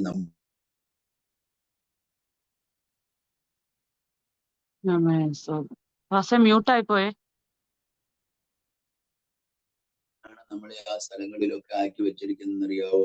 കർത്താവിന്റെ നാമമഹത്വത്തിനായി സാക്ഷികളായിട്ടാണ് ദൈവം നമ്മളെ ആ സ്ഥലത്ത് ആക്കി വെച്ചിരിക്കുന്നത്. നമ്മൾ ആ സ്ഥലങ്ങളിൽ ദൈവത്തിന് വേണ്ടി, വചനത്തിന് വേണ്ടി, നമ്മളെ കർത്താവിന് വേണ്ടി നിൽക്കുകയാണെങ്കിൽ, നമ്മൾക്ക് പ്രതിസന്ധികളും പോരാട്ടങ്ങളും പ്രതിസന്ധികളും പ്രശ്നങ്ങളും വരുമ്പോൾ കർത്താവ് നമുക്ക് വേണ്ടി നിൽക്കും. നോക്കിയേ, ഞാന് പാലക്കാട് ജില്ലയിൽ, ആമൻ, കരിമ്പുഴ എന്ന ഒരു കുഗ്രാമത്തിൽ ഒരു കൃഷിക്കാരന്റെ മകനായി, ആമൻ, ഈ ഭൂമിയിലേക്ക് ഞാൻ ജനിച്ചെങ്കിലും ഞാൻ ഒരു പാപിയായി പാപത്തിന്റെ വഴിയിൽ ജീവിച്ചിരിക്കുമ്പോൾ, ആമൻ, സ്തോത്രം, എന്നെ കൊണ്ട് ദൈവത്തിന് ഒരു ഉദ്ദേശം ഉണ്ടായിരുന്നത് കൊണ്ടാണ് എന്നെ പാലക്കാട്ട് നിന്നും കർണാടകയിലേക്ക് ദൈവം, ആമൻ, കൂട്ടിക്കൊണ്ടുപോയി. കർണാടകയിൽ തത്സമയത്തിന് ആ സമയത്ത് എനിക്ക് വേണ്ടി ഒരു ജോലി തന്ന ഒരു കമ്പനിയിൽ എന്നെ, ആമൻ, വളർത്തിക്കൊണ്ടുവന്ന ദേശത്തുള്ള ജനങ്ങളുമായിട്ട് ഒരു ബന്ധം ഏർപ്പെടുത്തി അവിടെ നിന്നും രക്ഷയുടെ മാർഗത്തിലേക്ക് കർത്താവ് നടത്തി, ശുശ്രൂഷകൾക്ക് കൈപിടിച്ച് നടത്തി, ഭാഷകൾ പഠിപ്പിച്ച് ഇന്ന്, ആമേൻ, കർണാടകത്തിലും തമിഴ്നാട്ടിലും ഒക്കെ, ആമേൻ, സ്തോത്രം, കേരളത്തിലും ഒക്കെ കർത്താവിന്റെ വേല ചെയ്യുവാൻ ദൈവം കണ്ടത് കൊണ്ട്, ഒരു ദൈവിക ഉദ്ദേശവും എന്റെ മേലെ ഉള്ളത് കൊണ്ടാണ് ഇന്ന്, ആമേൻ, ഒസൂറിന്റെ പട്ടണത്തിൽ ഞങ്ങൾ അവിടുന്ന് കാലി ചെയ്യണമെന്ന് വിചാരിച്ചിട്ട് പോലും നമുക്ക് പറ്റുന്നില്ല. കാരണം ദൈവമാണ് അവിടെ കൊണ്ടുപോയിരിക്കുന്നത്. ഇനി ദൈവം അവിടുന്ന് നമ്മളെ എവിടേക്ക് പറിച്ചു മാറ്റണം ദൈവം തീരുമാനിച്ചിരിക്കുന്ന ആ കാലം അല്ലെങ്കിൽ ആ സമയം വരുന്നത് വരേക്കും ഞങ്ങൾ അവിടെ താമസിച്ചേ പറ്റത്തുള്ളൂ. ഞങ്ങൾ എത്രയോ തവണ അവിടെ നിന്ന് മാറണം എന്നുള്ള ഉദ്ദേശത്തിൽ പ്രയത്നം ചെയ്തു. പക്ഷെ ഒന്നും നടന്നിട്ടില്ല. പക്ഷെ എനിക്ക് ഒന്ന് പറയാൻ കഴിയും, തക്ക സമയത്ത് നമ്മുടെ കർത്താവ് എല്ലാം നന്നായി ചെയ്യുന്ന ഒരു കർത്താവുണ്ട്. സ്തോത്രം. ആയതുകൊണ്ട് നിങ്ങളെ ഓരോരുത്തരെയും ദൈവം ആക്കി വെച്ചിരിക്കുന്ന സ്ഥലത്ത് ദൈവത്തിനൊരു ഉദ്ദേശമുണ്ട്. ആമേൻ. ദൈവത്തിന് വേണ്ടി ആ സ്ഥാനങ്ങളിൽ നമ്മൾ നിൽക്കുകയാണെങ്കിൽ ദൈവം നമുക്ക് വേണ്ടി, നമ്മുടെ കുടുംബത്തിന് വേണ്ടി, നമ്മുടെ തലമുറകൾക്ക് വേണ്ടി വൻ കാര്യങ്ങളെ ചെയ്യും എന്നുള്ളതാണ് എനിക്ക് നിങ്ങളോട് പറയുവാനുള്ള ഒരു സന്ദേശം. മാത്രമല്ല, നമ്മുടെ കർത്താവായ യേശു ക്രിസ്തു ആദ്യമായിട്ട് ഈ ഭൂമിയിലേക്ക് ഇറങ്ങി വന്നത് നമ്മുടെ പാപങ്ങളെ, ശാപങ്ങളെ എല്ലാം തന്റെ ശരീരത്തിൽ ഏറ്റെടുത്തുകൊണ്ട് കാൽവരി ക്രൂശിൽ ആമൻ മരിക്കുവാൻ വേണ്ടിയാണ് ഈ ഭൂമിയിലേക്ക് മനുഷ്യരൂപമെടുത്ത് ഇറങ്ങി വന്നത്. യേശുവിനെ ആരും ക്രൂശിൽ കൊല ചെയ്ത് കൊന്നതല്ല. യേശു തന്നെ നമുക്ക് വേണ്ടി, എനിക്ക് വേണ്ടി, നമുക്ക് ഓരോരുത്തർക്കും വേണ്ടി ക്രൂശിൽ യേശു ക്രിസ്തു മരിച്ചത്, തന്നെ താന് മരണത്തിന് ഏൽപ്പിച്ചു കൊടുത്തതാണ്. അല്ലാതെ ആരും യേശുവിനെ കൊന്നതല്ല. പക്ഷേ നമുക്ക് വേണ്ടി ക്രൂശിൽ മരിച്ച യേശു അവിടെ തന്നെ ക്രൂശിൽ കടക്കുകയല്ലായിരുന്നു. അവിടെ നിന്നും സ്തോത്രം അടക്കം ചെയ്യപ്പെട്ടു. 3-ാം ദിവസം ദൈവം മരിച്ചവരുടെ ഇടയിൽ നിന്നും ആദ്യജാതനായി ആ യേശുവിനെ ഉയർത്തെഴുന്നേൽപ്പിച്ചു. ഇന്ന് ആ യേശു ക്രിസ്തുവിനെ ആമേൻ സ്തോത്രം നമ്മുടെ ഹൃദയം കൊണ്ട് പൂർണ്ണമായിട്ട് നീതിക്കായി വിശ്വസിക്കുകയും ആ രക്ഷയ്ക്കായി വായ കൊണ്ട് ഏറ്റുപറയുകയും ചെയ്യുന്നവൻ രക്ഷിക്കപ്പെടും എന്ന വചനപ്രകാരം നമ്മളെ കർത്താവായ യേശുവിനെ രക്ഷകനായി നമ്മുടെ ഹൃദയം കൊണ്ട് വിശ്വസിച്ച് വായ കൊണ്ട് ഏറ്റുപറയുകയാണെങ്കിൽ നമുക്ക് രക്ഷ ലഭിക്കും. അവിടെ എഴുതിയിരിക്കുന്നത് അപ്പോസ്തലന്മാരുടെ പുസ്തകത്തില് ആമേൻ സ്തോത്രം ഇങ്ങനെയാണ് 16-ാം അധ്യായത്തിൽ വായിക്കുന്നത്, നീ കർത്താവായ യേശു ക്രിസ്തുവിൽ വിശ്വസിക്കുക, എന്നാൽ നീയും നിന്റെ കുടുംബവും രക്ഷിക്കപ്പെടും എന്ന് ദൈവത്തിന്റെ വചനത്തിൽ എഴുതിയിട്ടുണ്ട്. സ്തോത്രം. നിങ്ങളുടെ കുടുംബത്തിൽ ആരെങ്കിലും ഇനി രക്ഷയുടെ അനുഭവത്തിലേക്ക് വന്നിട്ടില്ലെങ്കിൽ നിങ്ങൾ ആ വചനം ദൈവസന്നിധിയിൽ ഉദ്ധരിച്ചുകൊണ്ട് നിങ്ങൾ പ്രാർത്ഥിക്കുകയാണെങ്കിൽ വരുന്ന നാളുകളിൽ ഞാൻ നിങ്ങളോട് ആമേൻ കർത്താവിൽ താഴ്മയോടെ പറയുകയാണ്, ആമേൻ രക്ഷ യഹോവയ്ക്കുള്ളതാണ്. രക്ഷ യഹോവയ്ക്കുള്ളതാണ്. മനുഷ്യരിലൂടെ ആരെയും ആർക്കും രക്ഷിക്കാൻ കഴിയത്തില്ല. പക്ഷെ രക്ഷ യഹോവയ്ക്കുള്ളതാണ്. ആമേൻ. ദൈവമാണ് രക്ഷിക്കുന്നത്. അതുകൊണ്ട് സ്തോത്രം, ഇന്ന് ഈ സാക്ഷ്യം കേൾക്കുമ്പോൾ നിങ്ങളുടെ കുടുംബത്തിലോ നിങ്ങളുടെ മക്കളോ അല്ലെങ്കിൽ സ്തോത്രം നിങ്ങളുടെ സ്വന്തം ബന്ധത്തിലോ നിങ്ങൾ ആഗ്രഹിക്കുന്ന, നിങ്ങൾ രക്ഷയിലേക്ക് വരണമെന്ന് പ്രാർത്ഥിച്ചുകൊണ്ടിരിക്കുന്ന അവർക്ക് വേണ്ടി ഒറ്റ കാര്യം ചെയ്താൽ മതി. ആമേൻ. കർത്താവായ യേശു ക്രിസ്തു വിശ്വസിക്കുക, എന്നാൽ നീയും നിന്റെ കുടുംബവും രക്ഷിക്കപ്പെടും. ഒരു വാക്യം കൂടെ പറഞ്ഞ് ഞാൻ ഈ സാക്ഷ്യത്തിന്റെ സമയത്ത് ഞാൻ കൺക്ലൂഡ് ചെയ്യാൻ ദൈവകൃപയിൽ ആശ്രയിക്കുകയാണ്. നമ്മുടെ കർത്താവ് വീണ്ടും വരും. ആർക്ക് വേണ്ടി വരും? കർത്താവ് യേശു ക്രിസ്തുവിനെ സ്വന്തം രക്ഷകനായി അവനെ അംഗീകരിച്ച് തന്റെ പാപങ്ങളെ, ശാപങ്ങളെ എല്ലാം ദൈവസന്നിധിയിൽ ഏറ്റുപറഞ്ഞ് ആമൻ വെള്ളത്തിലിറങ്ങി പിതാവിന്റെയും പുത്രന്റെയും പരിശുദ്ധാത്മാവിന്റെയും നാമത്തിൽ പാപ പരിഹാരത്തിനായി വെള്ളത്തിലിറങ്ങി ആമൻ യേശുവിനെ സാക്ഷ്യപ്പെടുത്തി ആമൻ സ്നാനപ്പെട്ട് കയറുമ്പോൾ ആമൻ സ്തോത്രം നമ്മുടെ പേര് ജീവപുസ്തകത്തിൽ എഴുതപ്പെടും. ജീവപുസ്തകത്തിൽ പേരെഴുതപ്പെടാത്തവൻ ഏവനും ആമേൻ സ്തോത്രം അഗ്നിയും ഗന്ധകവും എരിയുന്ന തീപ്പൊയ്കയിൽ അത്രേ എന്ന് ദൈവത്തിന്റെ തിരുവചനം വായിക്കുന്നു. ആയതുകൊണ്ട് സ്തോത്രം ആമേൻ, സത്യവചനം അവിടെ ഇരിക്കുമ്പോൾ തന്നെ സ്തോത്രം നമ്മുടെ കർത്താവ് വീണ്ടും വരും. എന്തിനു വേണ്ടിയാ വീണ്ടും ഈ ലോകത്തിലേക്ക് വരുന്നത്? ആമേൻ സ്തോത്രം അവർ ഇങ്ങനെയാണ് എഴുതിയിരിക്കുന്നത്, അനേകായിരം ദൈവദൂതന്മാരോടും സ്തോത്രം പൊന്ന് വെള്ളി തുടങ്ങിയ രഥങ്ങളോടും കൂടെ മധ്യാകാശത്തിലേക്ക് താൻ മണവാളനായി തന്റെ സഭയായിരിക്കുന്ന മണവാട്ടിയെ ആമേൻ സ്തോത്രം ആ മണവാട്ടിയായിരിക്കുന്ന സഭയെ ചേർത്തുകൊള്ളുവാൻ മധ്യാകാശത്തിൽ വീണ്ടും വരുമ്പോൾ നമുക്കൊരു പ്രത്യാശയുണ്ട്. ആമേൻ. നമ്മുടെ മണവാട്ടിയായിരിക്കുന്ന എന്നെയും നിങ്ങളെ ചേർത്ത് കൊള്ളുവാൻ മധ്യാകാശത്തിൽ വരുമ്പോൾ ഒരു സെക്കൻഡ് കൊണ്ട് നമ്മൾ മറുരൂപമായി ആമേൻ നാം കർത്താവിനോട് ചേർന്ന് ആമേൻ കർത്താവിന്റെ അടുക്കിലേക്ക് പറന്നുയരും. അവനോട് കൂടെ അവന്റെ സന്നിധിയിൽ വസിക്കുമെന്നാണ് ദൈവത്തിന്റെ വചനത്തിൽ എഴുതിയിരിക്കുന്നത്. ആയതുകൊണ്ട് ഇങ്ങനെ ഒരു ഭാഗ്യം ദൈവം നമുക്ക് ഈ ഭൂമിയിൽ ദൈവം തന്നല്ലോ. ആമേൻ സ്തോത്രം. നമ്മുടെ രക്ഷകന് വേണ്ടി നമ്മൾ ജീവിക്കുമ്പോൾ ഇനി നമ്മളെ സ്തോത്രം നമ്മൾ ഒരു കാലത്ത് ദൈവത്തെ അറിയാത്തവരായിരുന്ന ദുഷ്ടരും പാപികളായിരുന്ന നമ്മളെ തേടി വന്ന് രക്ഷിച്ച ഈ യേശുവിനെ അനേകർക്ക് ആമേൻ സ്തോത്രം പരിചയപ്പെടുത്തി അനേകർക്ക് നമുക്ക് ലഭിക്കുന്ന സമയങ്ങൾ സുവിശേഷം അറിയിക്കാൻ ഉപയോഗപ്പെടുത്തി ആമേൻ സ്തോത്രം നശിച്ചുകൊണ്ടിരിക്കുന്ന ഒരു തലമുറയെ, നശിച്ചുകൊണ്ടിരിക്കുന്ന കുടുംബങ്ങളെ, നശിച്ചുകൊണ്ടിരിക്കുന്നതായ വ്യക്തികളെ നമുക്ക് കർത്താവിലേക്ക് നടത്താം. കർത്താവിന്റെ വരവിനായിട്ട് അവരെ ഒരുക്കാം. നാം നാമം ഒരുങ്ങാം.